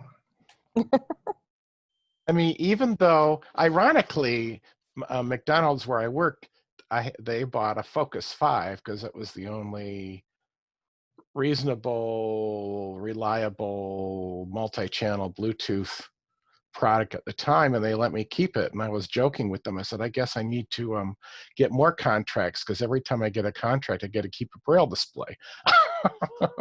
But you know, even though I have the Focus, I would prefer the Q Braille. I just think the workmanship on the HIMS products is a lot better. I mean, yes, I've had my Braille Sense and Braille Edge repaired, but you know, I've had them both since 2013, and they're holding up just fine.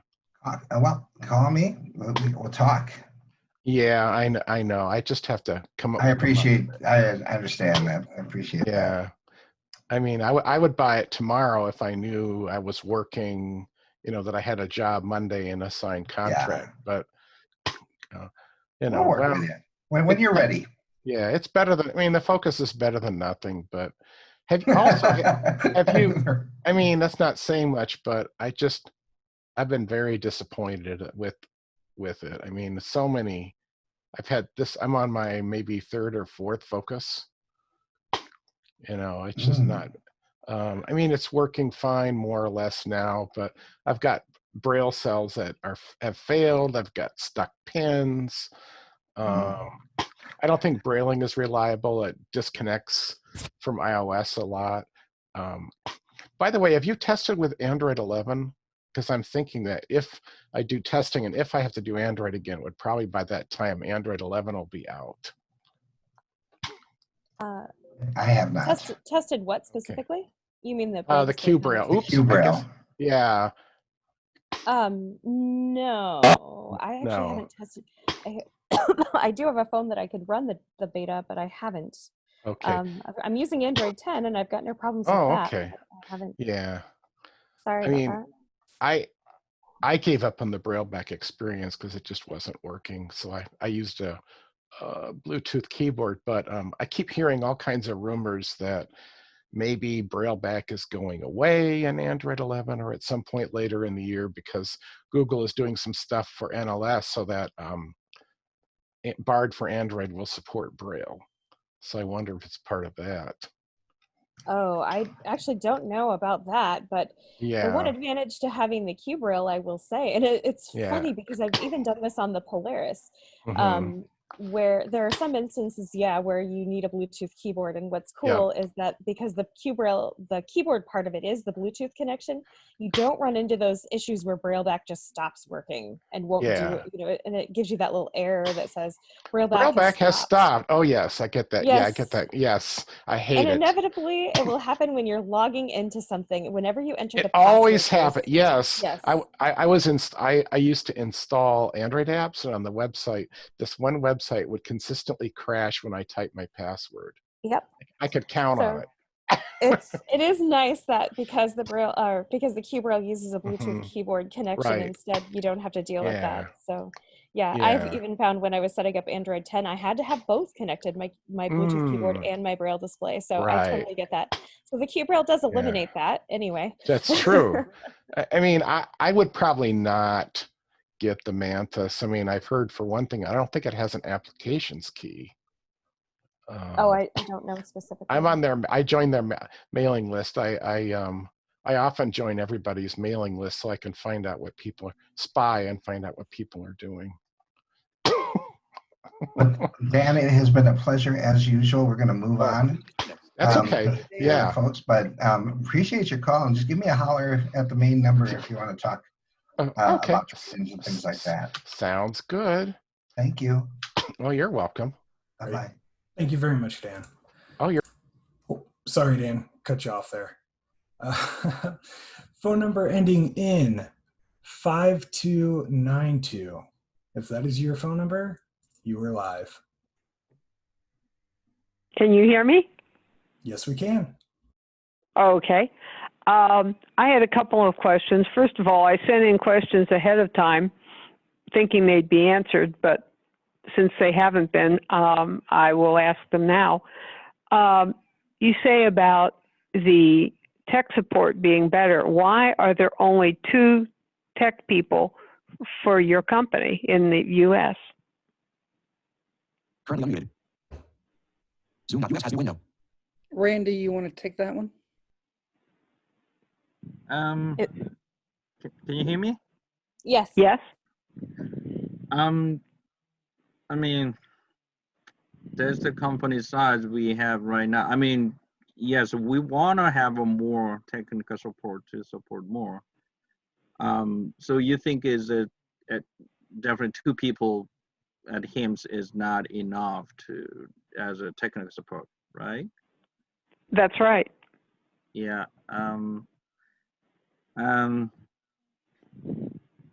I can say that we would like to have more people. I mean, not just a technical support, more sales people, more technical support, you know, more general staff to support more of our users in the United States. But at this moment, that's it.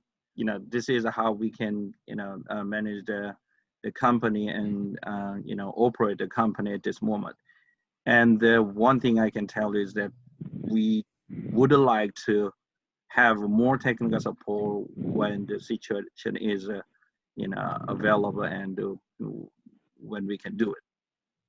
And if I can chime in here, so I think you know, back in the day, 10 years ago, Randy, we started with 2 tech support people, didn't we not? We started with 1. Her name was Ginny Axler. Yep, you started. Yeah, we started with Jenny along. Yes. Right. Now, what I can tell you, and I understand the concern too. It seems like 2 technical support staff full time might not be enough for, you know, remembering that this webinar is, you know, a U.S. based thing. But I can tell you, these guys are doing a great job. Problems are being resolved within 24 hours usually, unless you get hit with a really, you know, brain bender. RMA is at the point where we get in a device 1 week, chances are they're probably going to be returning your device the following week if it's not something that, you know, that they can't, you know, we don't need to order in parts for or something like that. So the question might be is, you know, you can apply it to other things. Why are there only 2 wide receivers on a football team, you know, or whatever? We are appropriately staffed, I think.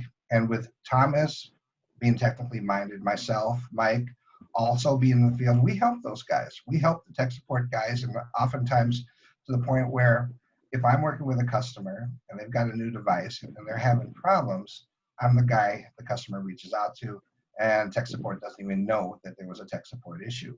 So we're working as a team, you know, speaking of wide receivers, right? We're working as a team, and at this moment, especially in COVID-19 times when some people are, you know, some things are being rolled back, like money and the number of hours being worked, we're just not in a position to bring anybody else on. But I can assure you that there's not a person on this call that isn't working their hearts out to make sure that things are addressed in a timely manner. The other thing I also want to add to this is that it doesn't matter what company you're speaking to, you are going to not always have someone answer the phone. It doesn't matter if it's Humanware or Vispero. So it's just not possible with people doing their jobs if you don't happen to call at a time when someone's free. But the most important thing you can do is to actually leave a message with a detailed description of your problem. You do also have to understand that they have many customers to get to. And I don't know if this is true or not, but if you are someone who calls often, they may have to answer other people and get back to you. It's just the way that any business has to work.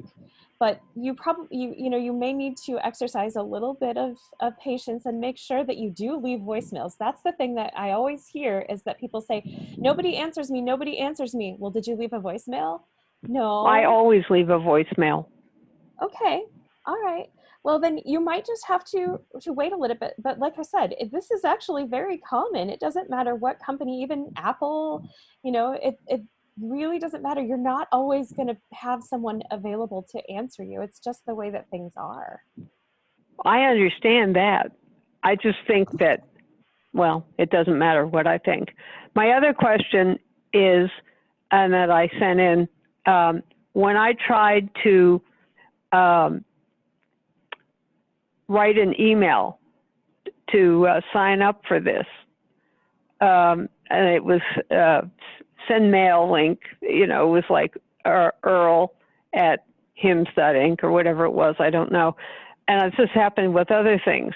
If I put an address like from the Polaris or the Polaris Mini, if I add the address from someone that I've gotten an email from, it adds it just fine.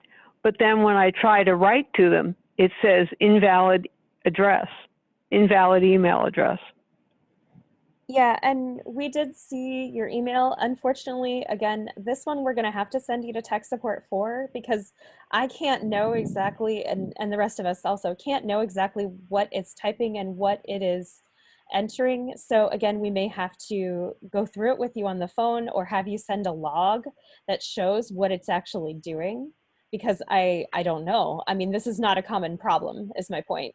So it's got to be something specific to either the steps you're taking or a translation bug in the Polaris. I really can't know over this type of thing. So I'm not sure, but we will have to probably check it. The easiest thing might be, that's why we've created all these logs, because it tells us just so instantly what's going on. We can see your system and go, oh, that's what it's doing.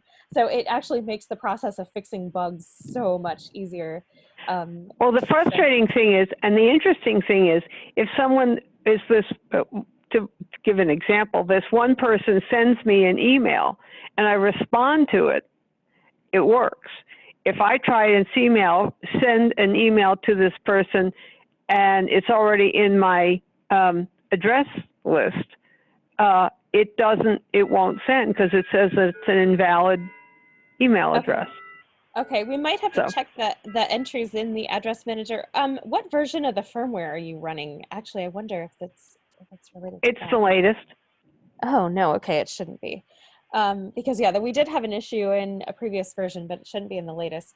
Okay, again, they might, Jim, if you want to possibly check the entries in her address manager, check the edit box when she pastes it or adds it. Again, probably the easiest thing to do might just be to do a quick log of it and see what it's entering. So anyway, he should be able to help you take care of that. All right. Thank you. Thank you very much. All right, thank you very much for the call. Up next, we have Doc Wright. Doc, go ahead and unmute yourself and ask your question. Alrighty. My question has to do with a Braille edge. Sir, if you can get a little closer to your mic, we can barely hear you. All right, let me turn it because it has a tendency to want to face another way. There we go. How's that? Much better. Okay. This is just a rarity. On rare occasions, and this is when it's unplugged, I will come back to it and it will say power on, and it's like it's stuck at that. Usually I have to do a reset to fix it. And you know what, on that, I think I'm just going to suggest a fresh install of the firmware. I have a feeling that'll probably clear that up. So if you just download the firmware again and run it like it's an upgrade, even though it's not a new version, let's see if that fixes that. Okay. And so I would go to the website for that itself. Yes, if you aren't able to find it again, tech support they can send you the link and instructions, but it should be on our support site. You should be able to find the Braille Edge firmware I'll download. tell you the direct path is hims-inc.com/downloads, and then you bring up your list of links and go. Is it a Q Braille we're talking about? Or Braille Edge. Braille Edge. Braille Edge. Yeah. Oh yes, it's Braille Edge. Are the Braille Edge resources listed there? Do you know, Thomas? Yes, they are. Awesome. So hims-inc.com/downloads will get you started. Excellent. And the comment they were talking about earlier concerning the Bibles, and I heard someone mention they might have been looking for BRF. Are you familiar with Optasia Ministries? I know what it is, and they do. They've got Bibles in just about every document format possible. It's actually pretty fabulous, and all kinds of different versions. There are study guides. It's a pretty neat little resource. So yeah, that's true. If anybody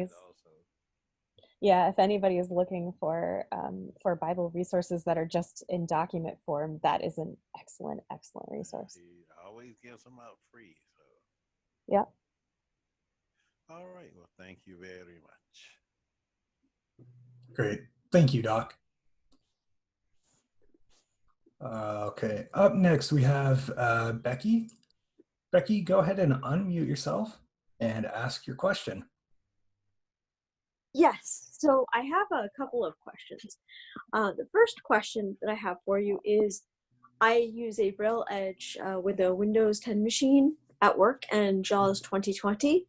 I keep updating the JAWS, but the Braille Edge's cursors have stopped working. When I press them, they press like as if they are going to work, but my cursor is not routed to the cell that I pressed, and I use my Braille Edge constantly to input as well as read information. Ooh. Have you checked it in the notepad? I just want to make sure it's not a hardware issue. I actually have. I do a lot of different testing for different things. So I indeed have, and it does work in the notepad, and I do have the link update because this started a couple of, probably about 6 months ago when I updated to JAWS 2019 before the agency had 2020. And I called Freedom, I called Office, nobody knew, and then I got HIMS and they said, okay, let's update it again. So we updated it and it worked, and then it worked, but only until I updated to 2020, and then it stopped. I haven't personally checked this. Okay, go ahead. I'm sorry. I was going to ask you, if you were to go back at this moment to 2019, does it work again? No, it does not. Because I have tried that. It stopped working, and I don't quite understand it. She said it stopped working in 2019. Yes, it used to work in 2019. And the other thing that I had to do for 2019 was we were running a really old version of Office. Okay, I work for the state, and they run a very old version of the computer software, like Windows itself, as well as like Office. And so we had to update Office. And I think part of the problem is they need to update Windows too. And some of the issues I have with that computer will be fixed, but I don't think it's going to fix this one. What also might be interesting for you, and I'm not trying to at all like pass the buck here, but it would be good maybe if you could if you're allowed, take that Braille Edge home. If you're running 2020 and the latest Office stuff at your house, because as Ginny said, we just want to make sure that it's not hardware, which the notepad test should have done that. But we also would like to kind of narrow it down, like, you know, you're saying it could be JAWS, it could be part of Office, but if we're using it at home, maybe on your home PC, with the I actually don't have a Windows machine at home. Oh, do you have? Yeah. I didn't mean to interrupt you, but I No, have you're fine. Windows You're machine. fine. I have a very old Mac, which I love dearly. I really need to find the money sometime to update that, but Well, I'm actually. You might even try that, a Latest Mac or an. phone. I love it. You might even try the Mac or an iPhone or something else just to see if you can get Cursive Routers to work at other screen readers. I can definitely do that. I will definitely try that. Thank you. I knew you guys might have a solution. The next thing I've noticed about my Edge, and it's only 4 years old or so, is, and this isn't often, just once in a blue moon, it will make a crackling sound. And when I put my ear closer to it, it sounds like it's coming from under the Braille display. Only once in a blue moon it'll happen. And after a couple of days of use, it'll go back, it'll go away, and it'll be fine. The Braille display is still working. It's just making a very strange crackling sound. Like, you might try actually. At that point, like, does that make a difference? Power or no power to the device? It doesn't really make a difference. I mainly hear it when the power is on. I don't think I hear it when it's off. And it does seem to be only if I move the device. Like if I pick it up and I put it in its carrying case and I carry it somewhere, which I don't do often. One thing you could try just to, again, eliminate it, and it's never a bad thing to do, is to clean it with a can of compressed air. If it happens to be something like if there's dirt or something stuck in there and the pins are having trouble moving, it could be that. It may not be that. In fact, if it continues to do it after you clean it, you might consider sending it in just to have it checked. But again, that could be a hardship for you if it's still working, and I understand that. But it would be hard to diagnose that for sure. But again, through process of elimination, it never hurts to clean the Braille display anyway. So you can absolutely.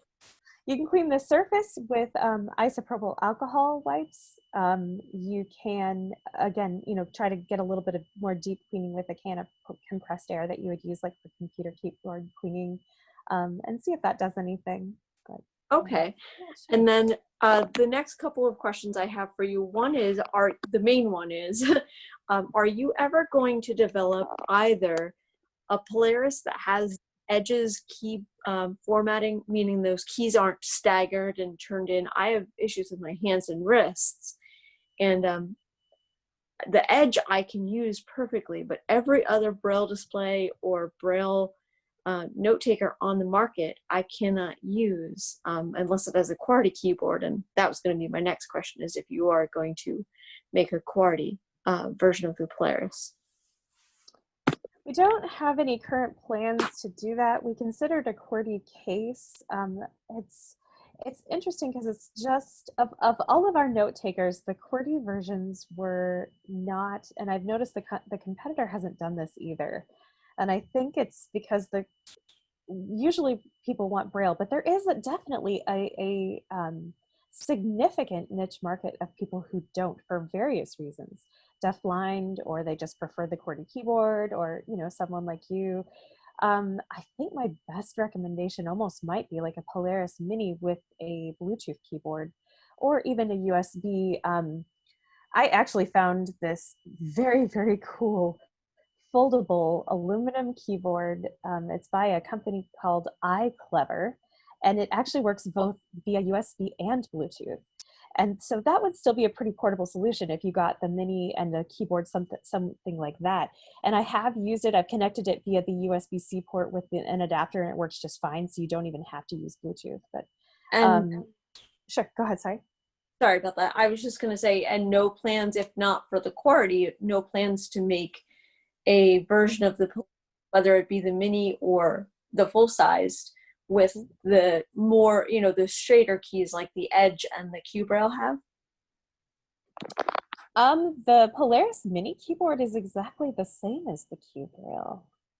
Is it? As far as the keys go, yeah. Is it the same as Edge? Because I don't have the Q Braille. I've only seen it once for about 5 minutes, and it looked like the keys were almost like the Edge. Yeah, I think it's pretty close. The Mini might be easier for your hands than the 32. I can see that. Because they're a little bit more spread out and a little more curved outward, I think. It's the curve that does it. Yeah, I really wish that you guys had a straight, a straight keyboard, like for Braille keyboard. Sure, because and I totally reason. get that, but I think you are seriously in the minority, unfortunately. But no, I get it. Your specific situation doesn't allow for the, so I totally understand you. If you're able, what state are you in? I'm in Pennsylvania. Okay, perhaps the salespeople can sort of help you find the nearest demo possibility. But yeah, I would check out the Mini because it should be pretty close to the Edge and QBraille in terms. It's the same key size and pretty much the same layout. So yeah, give it a shot.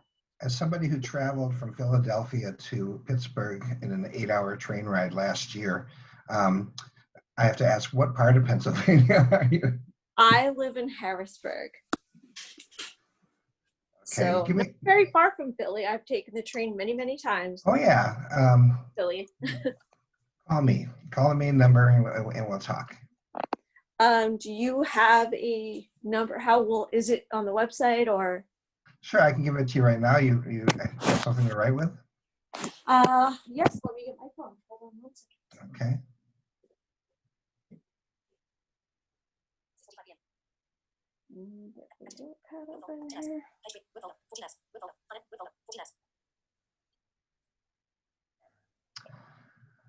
So I'm going to give a shout out to our Pennsylvania dealer because I noticed that there's a William McCann on the call here who does frequently or has frequently made it to the Harrisburg area, and he is our dealer in the state of Pennsylvania. That's Bill McCann from Dancing Dots. Are you familiar with them? I know Bill very well. Yes. So he could probably get showed me the QBraille. So he could probably get the product into your hand that you want to evaluate and see if it's going to work for you. Okay. So with that, I will give the main number to the Austin offices, which oftentimes roll to my phone. It's 512-837-2000, option 2 for sales. Okay, 512-837. 2000, and then option 2 for sales. Okay. And then option 2. Thank you so much for your call. And Thank I you. was thinking about your ergonomics a while ago. You probably really liked the Braille and Speak way back in the day. Yes, I did. And the Braille light. How did you know? Well, I actually did a lot of escalation support for Freedom Scientific back in my early days, and that's where I got my start. Very cool. All right, cool. Well, thanks for the call. Give either Bill or myself a call and we'll work it out.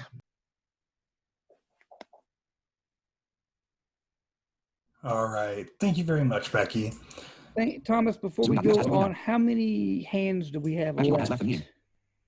We have 14 hands up, and we have 25 unresolved question and answers. All right. So actually, we're going to go ahead and get right into the Q&A. Let's try to make them maybe a little bit quicker. Sure. All right. So right now we're going to go through some of these Q&As. We're going to take a break from doing some of the live question and answer and get through some of the Q&As that people have typed in and have been patiently waiting for. William writes, are there any planned updates to the Nimeth functionality on the Polaris? I don't know exactly what you will be asking for. It's how do you update Nimeth? It is the code. If there are issues, yes, we're always looking to solve issues. We do know that with math in general, there are always things that we can improve and need to. So in that case, I would suggest if you are finding a problem, that you do email tech support so we can be alerted as to what we need to fix. As far as updating it, I don't know what we would particularly update. As I said, we support the code. So. All right, thank you very much, Jenny. The next question was from Abby. For the Polaris, is there a way to fix the problem that causes Gmail to not let me compose an email, so I have to close the app and open it again a few times before it works? I'm assuming that you mean the Android app. I will make a note to check the problem. It could be just a focus issue with the screen reader. I'm not sure, but we will check it out. Thank you, Jenny.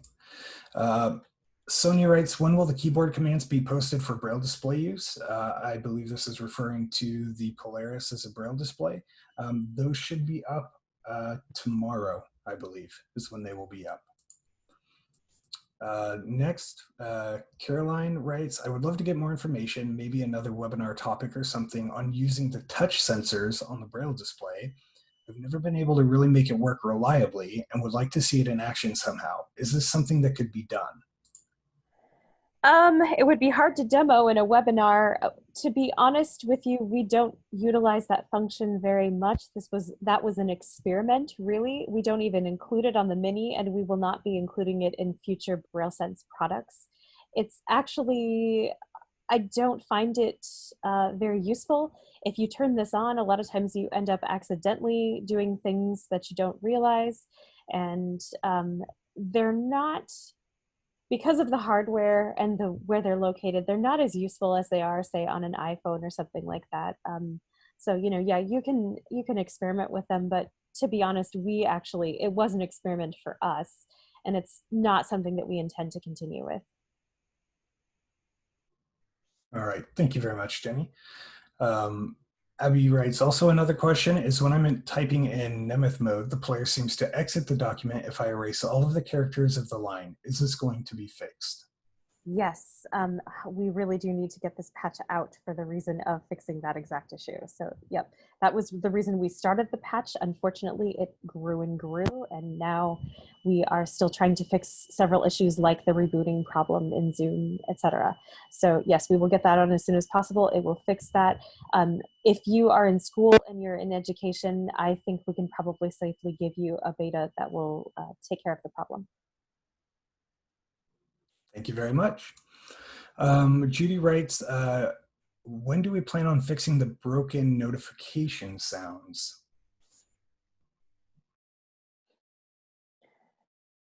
I really don't know. I'm sorry, it's not a problem that I've ever heard of from anyone except for you.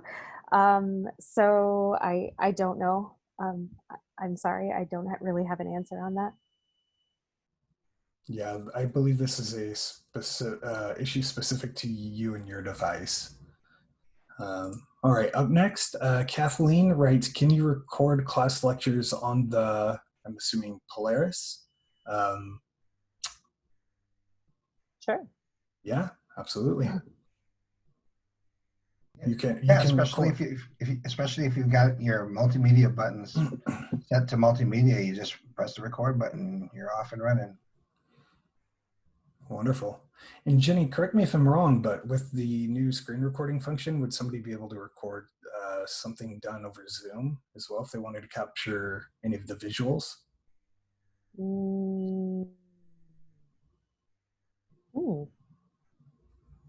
I don't know. We've never tried that. Because it's interesting. We can output to the screen whether it's actually capturing, because of course we don't know that.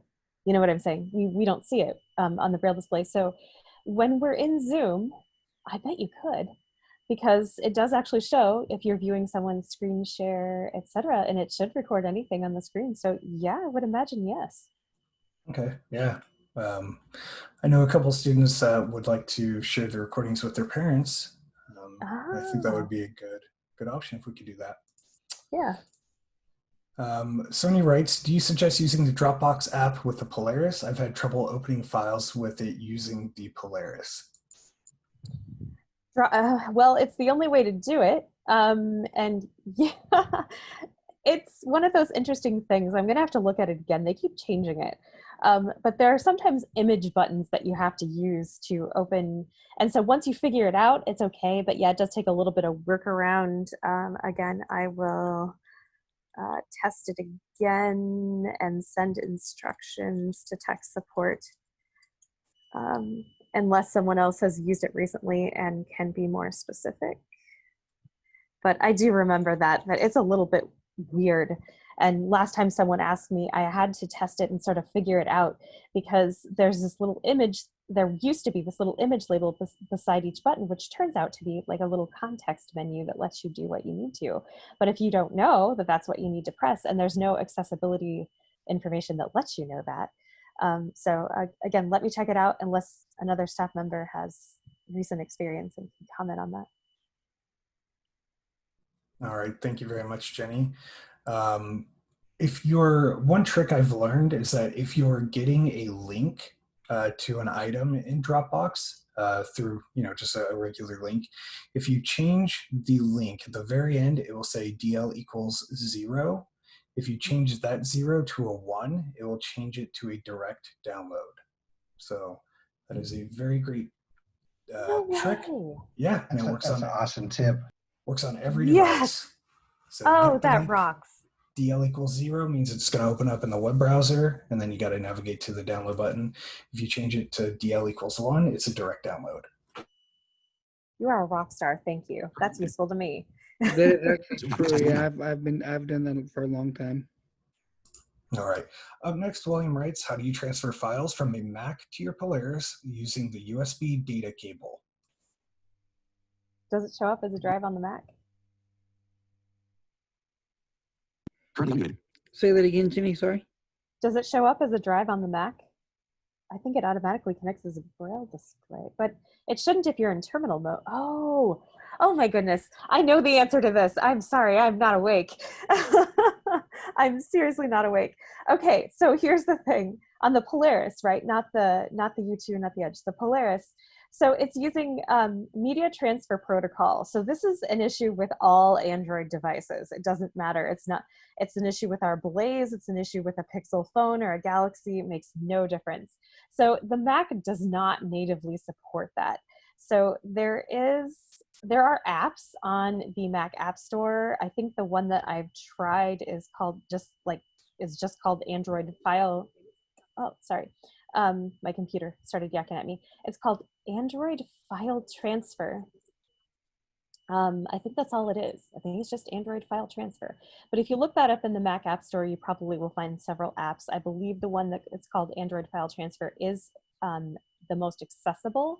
You do have to use drag and drop in VoiceOver, so you may have to look up how to do that. But no, unfortunately, this is not as easy as it should be on a Mac. But as I said, that's an Android in general problem. It's not a Polaris issue. To be honest, you might just use an SD card. It might be easier. All right, thank you very much, Jenny. Next, somebody writes, hello, how do I navigate to a combo box in the web browser? On the Bookshare site, I'm not able to use the scroll keys to access the combo box to make a selection for my format. Space backspace F1 and space backspace 1 and space backspace 4. So instead of just using space 1 and space 4, add backspace to it. That'll do it for you. Great, thank you.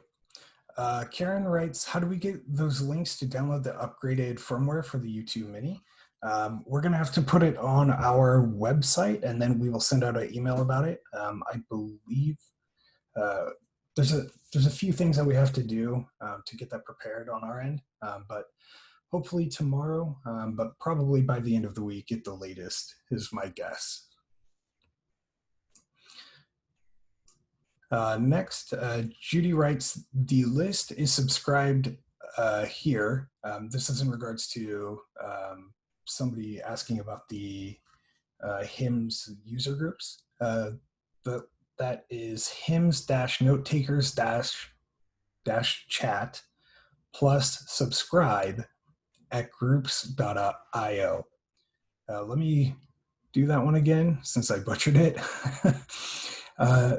Send an email to HIMS-note-takers-chat plus subscribe at groups.io.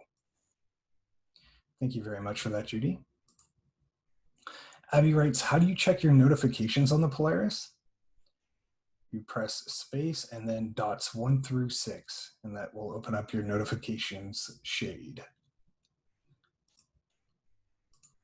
Sidra writes, when I try to access the sent items mailbox in the Exchange email program, it says no items, even though I sent multiple emails through that account. Is there a certain command I should press to access the emails in my sent mailbox? It's probably going to depend on your Exchange email account. I would guess that they're... Okay, so for example, if you're using Gmail, which you wouldn't be, but there's like a sent box and a sent mail and various other things. So you might need to check your provider and your account and see for sure where they're stored. That could be part of it. I'm not entirely sure about that because it probably is account specific. Great, thank you very much, Jenny. Sidra writes, in the regular email program, I noticed that when I'm replying to an email message with a large thread, the Polaris displays RE multiple times instead of displaying it once. On the U2, it's displayed only once no matter how large the thread was. I'm not sure. Is that actually an Android thing? I know it does that, and I had an old Linux device that did the same thing. It's just a difference in how the program deals with it. All right. She also writes, I have noticed that I have to re-enter my Wi-Fi password when I turn on the Braille Sense sometimes. It doesn't connect to internet right away. That is something we are working on. That's sometimes if you turn wireless on and off, it will refresh and handle that. It should be a little bit improved in the patch, but it is something we're continuing to work on. All right, thank you very much. Some websites I access on the web browser say JavaScript disabled. So is there a way to enable it? There is not. Unfortunately, our browser doesn't support JavaScript. You probably will try, excuse me. You probably will want to try and use the Chrome browser for those situations. Wonderful, thank you very much. Donna writes, is there a way to save bookmark and return to the same book at the same place in Audible or Bard? When I shut down after reading sessions, sometimes I have to search for the book again, and even when I resume the same book, it goes back to the beginning. Is there a fix for this? Both of those are not our applications, but both of those should actually save on exit. As far as I am aware, they do. So I'm not exactly sure, and Audible I know does. In fact, Audible will sync across devices. So I'm not entirely sure what's going on. I haven't experienced that, and I have tried it. But either way, those are not going to be Polaris issues. Those are Android apps, so it wouldn't be our thing. Thank you very much. Someone writes, I'm an instructor who's working with a student who wants to use her Polaris with JAWS. Unfortunately, I have had a difficult time locating instructions or a comprehensive list of commands for this. I listened to your presentation last week. However, I'm still not able to find that list. I would appreciate it if someone can provide a link to this or tell me where I can locate this. Also, I tried to download the drivers for using the Polaris with Windows and it's getting a page not found. So regarding the list of commands, those should be posted tomorrow. And then trying to download the drivers for Polaris and Windows, page not found, I'm going to have to check on that one. But thank you for bringing that to my attention. I would also recommend for that one, give tech support a call in the next day or so. If you do not see it on the website, they should be able to get it to you. If not, Jim, let me know and I'll make sure it happens. Thank you very much, Mike. Sonia writes, looking forward to Google Meet working. Tech support let me know it would work with the patch. Our school is going to Google Meet instead of Zoom. Thank you very much for that comment. Stuart. Thomas, before you go on with those, let's take a few more calls in case we have some callers that may be waiting and need to leave. Oh, I think let's just finish them up because we can get through them quick. All right. Stuart writes, I'm using one-handed mode on the Polaris Mini. Just wondered if HIMS had ever considered implementing the alternative method of one-handed input using mirrored key input method. I apologize. I don't know what that is, but if you will email me, I believe I know you, and explain it to me, we can consider it. All right.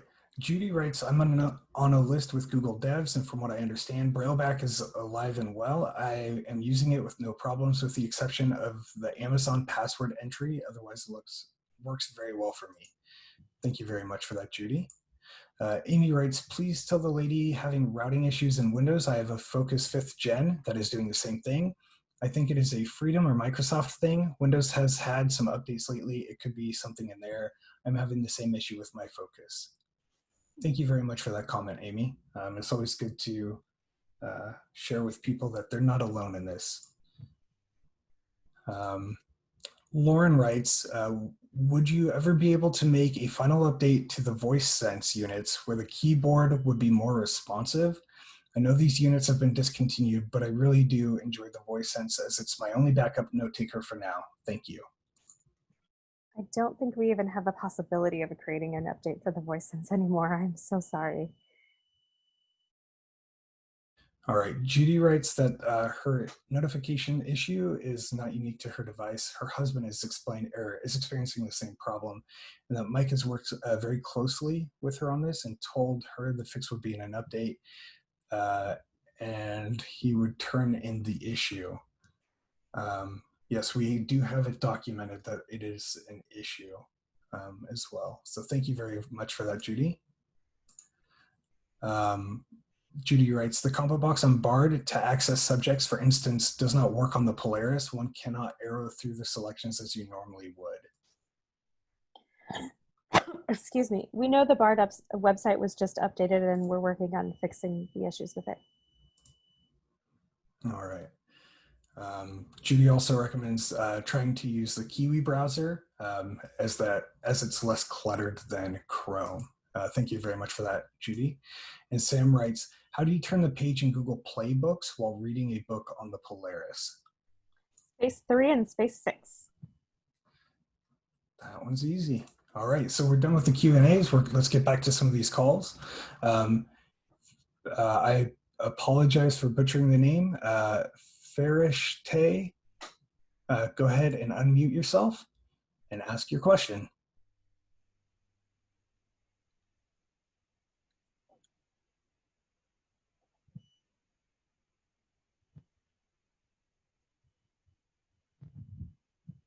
All right. Farish Tay, if you're still with us, go ahead and unmute yourself and ask your question. Otherwise, while we wait, let's get back to Liel. Liel, go ahead and unmute yourself and ask your question.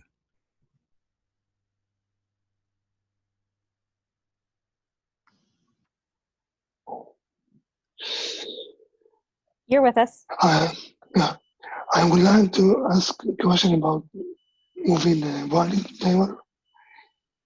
I want to write in English and contracted English volume. How can I do this? If I can or not. You want to use the English Braille table on the Hebrew unit? Yes, but I want to write the right. Yes. English. I believe that you can switch languages between backspace space and space enter. Mm-hmm. That will help you switch and switch back. Okay. Thank you. Yep. Great. Thank you very much, Liel. Pleasure as always. Up next, phone number ending in 6983. Go ahead and ask your question. Oh, there we go. Yes. If I understand correctly, the notification alerts are supposed to alert you to an incoming email. Am I misunderstanding? And is that what you're working on fixing? That will not happen in the Polaris email program. That would only happen. So these are Android notifications. Braille Sense doesn't necessarily put things in the Android notifications. What's interesting and what will work is that if you, especially if you're using a Gmail, if you sign in to your Polaris with that Gmail account, for example, my Selvis, we use G Suite. So I've actually signed into my Selvis account with my Polaris. And although I don't use Gmail, the Gmail application on my Polaris, I do actually receive alerts when I do get emails to my Selvis account, and then I can check them on my Polaris account. So that's one way to handle it, is to actually add the account to an Android email application, even if you don't use it, and then you will receive the notifications. Okay. The other question is, I'm finding that I'll be opening an email, and if another email is coming in, it will crash me and make me go back to the base of email. I've never seen that. On Exchange or POP3 or IMAP or what? It's on POP3, I believe. That actually doesn't make any sense, because if you are receiving, what I mean is, sorry, that was a terrible way to put it. But what I mean is that you only receive email manually. When you're using the Polaris email, you have to check for email manually. I hear what you're saying, but if I'm opening an email and I get kicked out and I go back and I download an email, I will find that there was a new email there. Okay, I'm going to have you contact tech support and ask them to help you log the issue. Okay. To do the system logs, so we can see what's going on. Thank you. Mm-hmm. All right, thank you very much for that. John Glass sent me a message saying, in regards to not seeing messages in the Exchange email sent box, that after navigating to the sent box in Exchange, you want to press tab and not enter to open the sent box.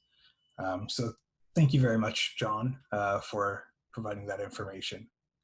Up next, phone number ending in 7008. Go ahead and ask your question. I had to pull myself up on the computer because I was up on Zoom, and then that disconnected, and then the computer battery went out, and then Polaris didn't come up right away. So anyway, I'm on the phone now with this, and thank you for taking the notifications issue you've already addressed, and that is just something that is really a mystery, and it's happened on multiple Polari, I guess. So I look forward to doing something about that. And then I have another question for being on the Zoom call in the Polaris. How would I mute and unmute myself on the Polaris? There is a button. You can just use first letter navigation to find it. So if you're muted, you can press the letter U. You should jump to the unmute. If you are already unmuted, you can jump to the use M to jump to mute yourself. But if you're on a webinar like this, you will not see those things, because you can only mute or unmute yourself if the host gives you that privilege.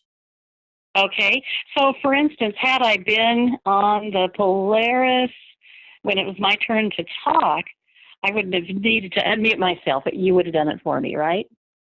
You would have needed to, but he has to give you that ability. So he says you can unmute yourself, then you use the letter U to jump to unmute, and you'll get an alert that says the host has asked you to unmute yourself. So that right. But then, okay, and then just look for the U, because I didn't see anything when I was looking at it, so I understand. Okay, and then the other thing I wanted to mention too, I've been on the Android platform myself since, 2013. I think I started out with Jelly Bean, and I've worked my way up, and I'm also on Android 10 right now too. And the thing I'd like to say about that is Android, I disagree with the fact that the Android version is just a number. And the reason I disagree with that is because security, first of all, Android 5 is no longer supported. Android 7 on down is no longer supported by Google. And so if you're talking about security, they're not being updated at all for that. And I've also seen, even in the 2 years I've had the Polaris, there are a couple apps now that are no longer working because the rest of the Android world has moved forward, you know, from Lollipop. Okay, so let me stop you because first of all, we are very familiar with your views on this. And second, there are, in general, as far as apps are concerned, so there's two things. It's true that the security is also not being updated, but at the same time, it's also not really vulnerable to, I mean, there's not, it's not any more vulnerable to attacks because there's nothing new to update. It is what it is. So it is secure as it is. So that's not really a thing. And the second thing is that, yes, you are correct about the apps. So this is something that we cannot deny. Apps are moving on and we are not able to, and especially this is a problem with new applications that are being created right now. It's not possible for Google to, they will not allow support for anything in terms of new apps. Backward compatible only goes to Android 6. Okay, so that is absolutely true. Correct. For most current applications though, there are APKs available. The APK Pure site is great. A lot of times there are free applications. And when it comes to something like Apple Music or Amazon Kindle, you know, you can get these applications directly from them. So yes. Yeah, I did that with Kindle. There are a few issues, and in fact, those things aren't even related to operating system. Those are related to it thinking we need a touch screen and we don't. So, you know, yes, I understand that there are some limitations. There are some limitations, first of all. Second of all, as I explained earlier, we are working on things that we are not prepared to discuss publicly yet. So we're not sitting here doing nothing. And finally, for the most part, though, things are actually pretty solvable. And it isn't, you know, if you want Android 10 and you feel like you must have it, then you can use an Android phone. But the fact is that most people want that note taker experience. And unfortunately, you just can't have everything. You cannot have the perfect note taker experience and the perfect Android experience. It is not possible. No product has done it. Yes, I mean. Yeah, note takers don't do it. No, they don't. And even the competitor has a newer Android version, but it does not have the same intuitive functionality that we do. So it's one of those things. Yeah, that's true. There are compromises. There are always going to be compromises. And we are making the best decisions that we think we can make in terms of the balance between functionality and updating. And as I explained, we are working on things. We just aren't prepared to discuss them yet. Well, right. And, you know, what it comes down to, for instance, like if I were going to, and this is a personal preference, of course, but if I were going to, you know, wanting to get on my bank app, which, by the way, works great with the Polaris, I'm sure not going to do it on a Lollipop version. You know, I won't do that. It's just because it is so back there, you know, and I would be worried about security with that. And that's why I was talking about update. And then the next thing on update isn't there a way to be able to update the built-in HIMS browser from that, from where it is right now, where it would be able to get JavaScript? Because even from when I got my Polaris in 2018, there are now fewer and fewer sites that I can get on because of that. It simply isn't supported in the way that we parse things, but again, you can use the Chrome browser, the Brave browser, the Kiwi browser. That's why we those are third-party ones, right? And those are good, and that's great that we can get them. I'm asking about, because a lot of people like to use the native, I'll say native browser on the Polaris, the built-in, and it's kind of a Chrome iteration, you know. Actually, you know, it's not. But it's Android WebView. No, I'm not talking about that. I'm talking about the built-in browser on Chrome. Oh. And this has also been discussed on, I know it's been discussed on the list and brought to tech support, and there have been emails back and forth on it. I just want to throw out. And then my next question, and let me just add. Let me also add. Oh, I'm sorry. That's okay. Ginny was talking a while ago about Apple Music. Apple Music is an example of an app that is still available in the Play Store. So, you know, you can just go to the Play Store right there and grab it. Actually, you can't. You have to download the APK because 3 days oh ago. no, it is. Oh, Right. they changed that. I'm so sorry. They changed it. No, he's right. He's right. You can get it from the app. You can now. You couldn't used to. You still can't with Kindle, but that's right. Apple Music will now download. I'm so sorry, Mike. No. Things change so often. And then I'm just looking here. I have one more question, and then I'm done on this. This is kind of a suggestion on the tech support. I don't know if you can do this on your phone system, but is it possible maybe to have the automatic callback option where you leave your number and then hang up and then you'll get a call back? Is it possible to incorporate something like that? Well, I'll chime in and say that anything's possible. But for the moment, I think there's, we've got Chris on board now and things are going really well. We're just really asking people to leave voicemail messages so they can just get called back. Sure. Because, but you know what I'm talking about, right? Oh yeah, Delta Airlines. Okay. Boom. I love that. You press 1 and they call you back. But unfortunately, we're just not in a position to change the system at this point in time. Oh, sure. Okay, and then, and I did have one last bit of information because someone quite a bit earlier was asking about where you would change your punctuation in some of these, if you can't get to the particular voice in the Polaris Global Options. Another way to get at those is in the Android settings, then the accessibility, the text to speech, and in text to speech, then you look for preferred TTS. And in whichever TTS voice you're choosing, whether it's Eloquence or Google or RH Voice or whatever you're choosing, then you open those settings. And if it's a TTS that has the punctuation and it's also got optimization in there, some of them do, you do that from within there. Yes, it's the same dialogue as the language and input. It's exactly the same. Except I'm not going in there. Well, that's true. That's true. You can get to text to speech and language and input. Yes. Very true. Very true. I was just going in through the accessibility. I'd forgotten about that. All right. Great. I also do want to say that, a lot of people keep going back to the thing about, being on hold and voicemail and that kind of thing.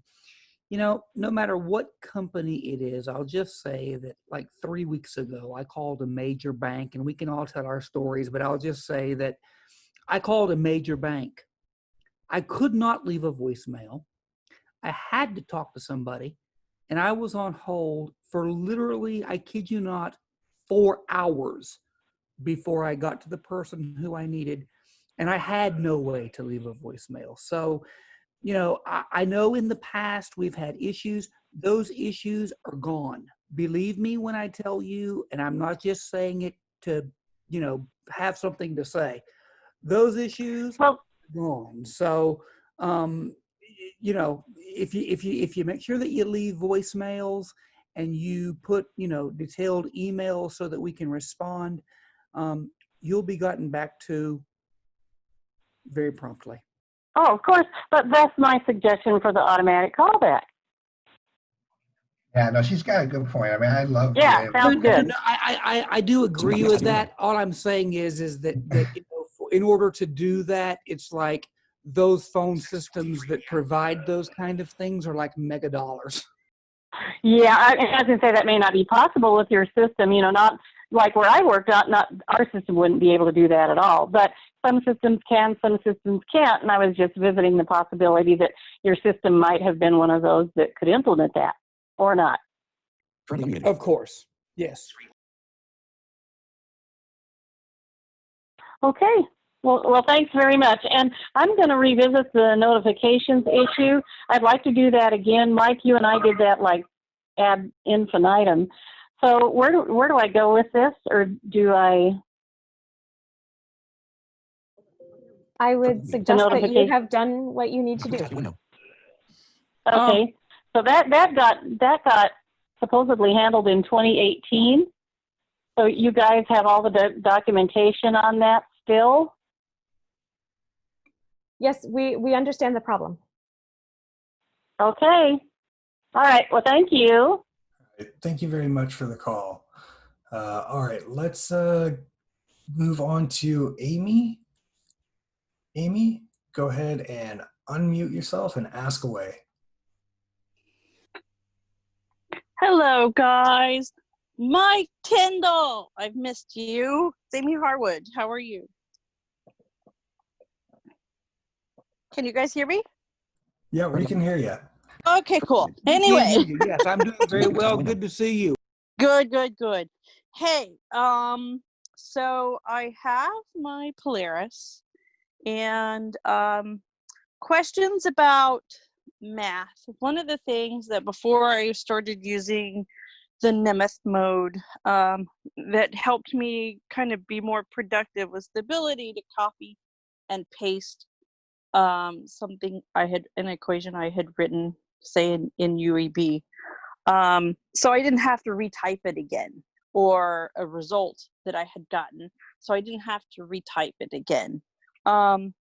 Is that something that we could possibly do or consider trying to do with Nimeth mode? Because I do like doing Nimeth mode. It cuts down on a whole lot of writing. I can be more condensed with my equations and things. But I just really, and I know you're fixing the backspace issue at the end of the line, and let me tell you, I've lost lots of work doing that. But being able to copy and paste my equations and work further down in my problem would be great. I think that if you just change the math mode setting, it should just automatically change the code over. I don't think you need to copy and paste anything. No, copy and paste so that I don't have to rewrite it. I'm not sure if I understand your meaning. So I'm working in the word processor. Yep. And I've written some stuff in UEB. Now I'm going to be writing equation and working and solving a problem. So I do backspace M to turn on Nimeth mode.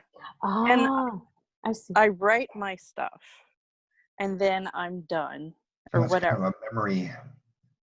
So I can't copy that. It will not. No, let you me can't. copy it. No, you can't. Because text and math mode are completely different and you are not able to mix the two. And there's actually nothing we can do about that because the math mode is actually an object insertion. So unfortunately, it's a completely separate entity and you can't mix the text. So you also can't copy text into that area. I'm so sorry. So you can't copy an object and paste an object? You can, but it's not an object anymore. If you typed it originally in UEB text. No, I'm typing it in Nimeth. Okay, so if you're typing it in Nimeth, you should be able to, yes. I really think I'm confused about what you're trying to do.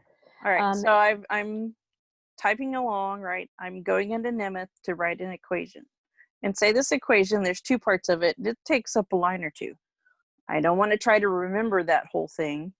And I need to go do some things and I want to change it. Now, a lot of times I like to type the original. I like to leave the original just in case I accidentally mess something up and I can go back and say, oops, that was supposed to be this or that. And so what I'll do is I will type the originals. And then before I was using the Nimeth mode, I would copy what I had typed and paste it down below it. So I could then manipulate it without making any changes to the original equation I had typed. I can't do that when I'm using the Nimeth mode. I still don't. I think Earl, do you get it? Earl, come on. Earl gets it.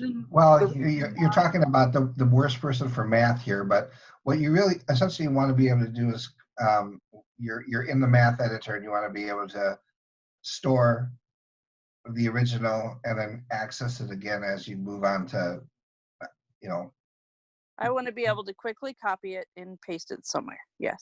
So it's a clipboard, basically a clipboard within the math editor. Is that what we're talking about? Well, you should be able to if you activate Nimeth mode again. If you don't, I don't think you can. So the Polaris will not let me select it whatsoever.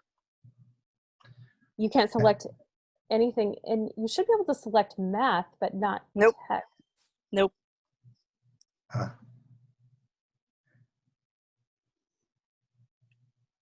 think this falls under the heading of a feature request, and It might, but I still am not sure what she's doing. She's probably going to have to log it again so that we know her exact sequence. Amy, have you tried to copy it in Polaris Math itself, going out of word processor and into the Polaris Math app? That won't work for what she needs. No, I don't really do a whole lot in there. I usually just use the Nimeth mode in the word processor. I'm not sure. I have a feeling this is a conflict between text mode and Nimeth mode, but I'm not exactly sure where it is. But you should be able to do, in theory, I believe what you want to do should be possible. I'm just not exactly sure about the sequence. So, yeah, I know. Unfortunately, yeah, it's really difficult to troubleshoot live. Again, No, that's fine. Yeah, I was just trying to see if you knew whether it could be done or if it's something that maybe. I think it should be able to be possible, yes, but I'm not entirely. It is weird though. I mean, as far as like, you do have to be careful like which mode you're actually in, and I know that there's that, but it seems like what you want to do should be possible. So I don't know. I'm gonna say either call tech support, or the other thing might be to actually write up your exact set. Okay, so like send us an email that says, do this, type this, do this, press this, blah, blah, blah. So that will make sure that I reproduce your exact situation Right. to help us understand if it's a bug or if there's a way that I can direct you to make it work. Right. So if you would do that, if you would actually do a step-by-step instructional, like writing of how we can reproduce your issue and send it to tech support, we'll deal with it. I think what you want to do should be possible, yes. Okay. All right. And then when I updated to the latest firmware, for some reason, whenever I have autosave on, now it seems to interrupt what I'm doing, and I can't do anything, read anything, type anything until it's done. And that wasn't necessarily the case before. It kind of saved in the background. It doesn't seem to do that anymore. And I'm concerned about starting the new semester in the fall and taking notes that I'm going to be interrupted in the middle of taking notes, not being able to complete my idea. I seem to remember that on the YouTube too. It also interrupts. It drives me nuts. I actually do find it more expedient to just press the key. I've found that even way back on the YouTube, I didn't like autosave for that reason, is that you aren't warned and it interrupts you while you're doing stuff. So like I actually always found it more expedient to press enter S. Did you say that you found the experience to be different in a previous update? Yeah. Yeah, before this latest update, it didn't seem to do that. It would just save in the background and be done. I wonder if it was actually working. I hate to say that. I'm not sure what to say about that, because that's always been my experience, that it's always interrupted me. I don't, like I said, I don't like it. I love the idea of autosave, but I've never turned it on for that reason. Yeah, like other things just kind of save in the background. So the other thing is, and the reason I turned it on is because I lost so much because of accidentally hitting backspace at the end of the line when Nimeth mode was on, and it dumped me out of. Sure. But I was using it before too, because for whatever reason my unit has a habit of rebooting sometimes in the middle of just riding along, and I'm not quite sure if it's common to have it wake itself up in the middle of the night, or just you might try during the day. Turn off even if it was powered off. It was powered off. Turn off notifications, maybe try that. Also make sure that it is, oh, okay, I actually might know. It may not be going into deep sleep mode. That is something that we have recently fixed. So that may be the issue. Make sure it is set to deep sleep and not just screen off. And Yeah, like I said, have the it other deep thing- sleep. Okay, and the other thing, like I said, might be if you want to turn off notifications, you'll still receive them when it's on. They just won't push through. Yeah, when it's I not. turned them off. I don't have Oh. them on. Okay. And I'm not totally sure about that. Yeah, and it does tend to reboot itself quite a bit. Okay, and that should not be happening. Okay, so in that case, I am going to ask you to contact tech support and have them give you a recent beta with a log that will, we love these logs, like I said, but it Yes. is actually, it is the most expedient way to get to the heart of an issue because it just tells us immediately and exactly what's going on. So I keep harping on that, but it's so nice. And they can be done with just a hotkey. So I am going to have you contact tech support, have them send you a beta that will allow us to log that. And even if it does reboot, it will continue to log. We have a special log that'll do that. So I'm going to have you check that so we can try to get that fixed if it's not already. If you're not having the problem in the beta, then we'll know, of course, that it is fixed. If you are, then we'll be able to log it and fix it before we release the patch. Okay, wonderful. That'd be great. And I think that's it as far as I can think. Good to see you, Amy. Yeah, you too, Mike. I'll have to give you a call and catch up. Lots to tell. Sounds good. Okay. Great. All right, thanks, guys. I appreciate your help. Thank you very much, Amy. And let's see real quick. William writes, when you're in math mode, backspace M, you can't even select text or math equations. When you press backspace B while in math mode, nothing happens like the lady was suggesting earlier. Thank you very much for that comment, William. That's appreciated. All right, let's try this again with Farishte. Farishte, you are allowed to talk. Go ahead and unmute yourself and ask your question.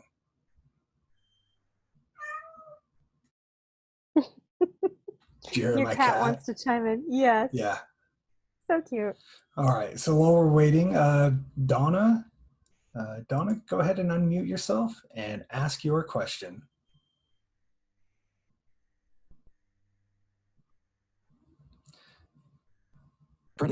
Donna, if you're on a phone. Hello?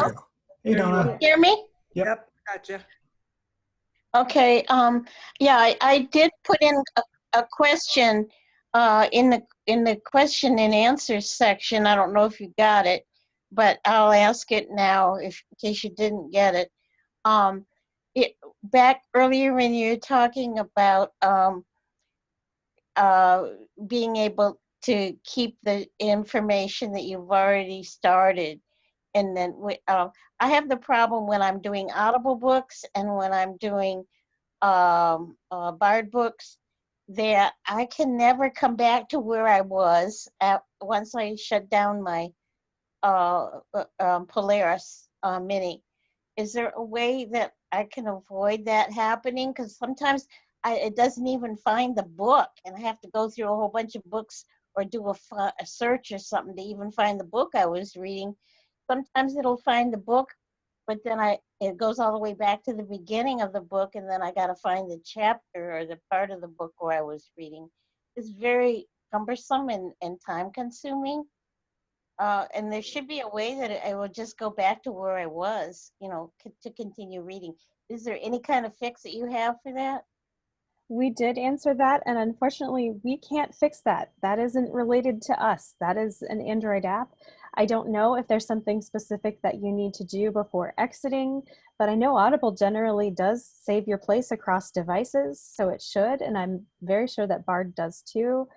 I really don't know. You might have to contact those providers and ask, if there's what you have to do, if there's a setting or something. I'm honestly not sure, but that's not a Polaris issue because these are Android apps. They're not our apps. Okay. All right. All right. Thank you very much for the question, Donna, and thank you for joining us. All right. Let's see. Judy, I don't know if you raised your hand again or if I forgot to lower your hand. But Judy, if you had a question, go ahead and unmute yourself. Okay. Yeah, I had my computer up. Can you hear me? Yep, we can hear you. Okay. So yeah, I did have one other question that came up too, and I was disconnected for a bit and I may have missed some things.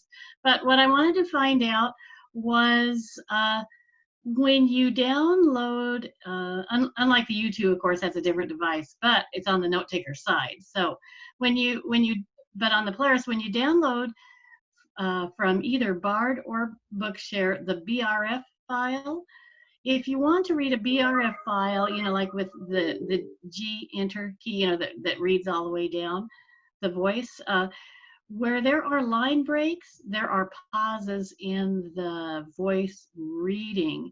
Now, is that going to get fixed in any Polaris update?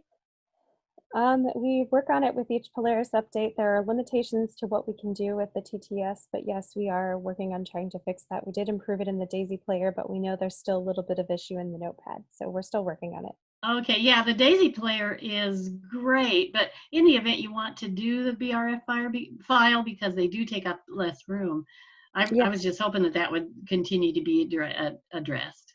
Yes, I think it'll be improved in the patch, but I don't think it's entirely fixed yet, so we're still working on it. Okay, all right. Okay, thank you. Great, thank you very much, Judy. And up next, this is the last person with their hand up. If you have a question, type it in the Q&A section or raise your hand. This is kind of a final call, but somebody's with a raised hand, phone number ending in 2689. Go ahead and ask your question.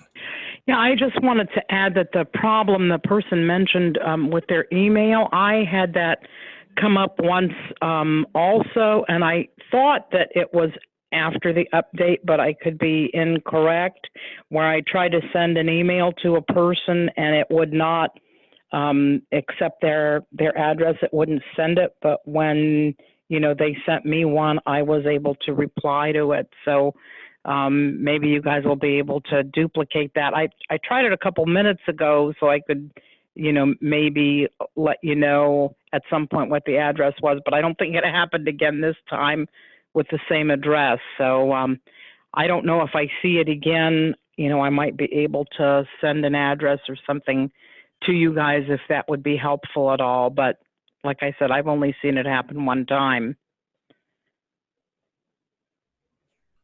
Great, thank you very much. Thank you. And thanks for doing these, by the way. It's very much appreciated. Yeah, absolutely. Well, thank you everybody who is still here with us. Let's see, we have another question coming in right now.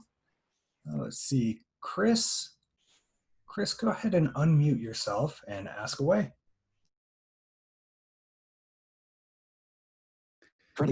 Chris Hickerson, you're here. Chris, you gotta unmute yourself. On your computer, hit Alt-A.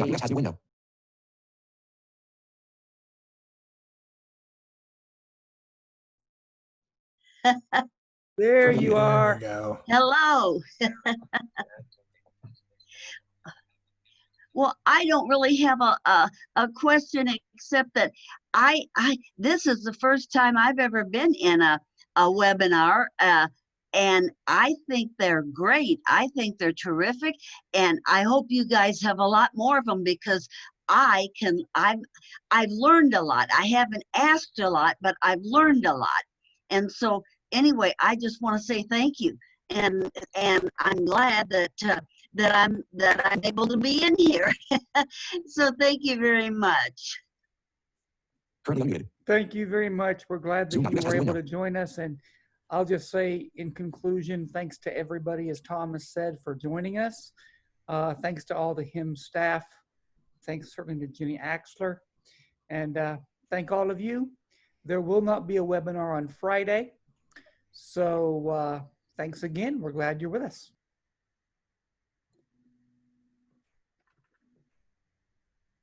All right. I think that's it. As Mike said, thank you everybody for joining, and this is him signing off.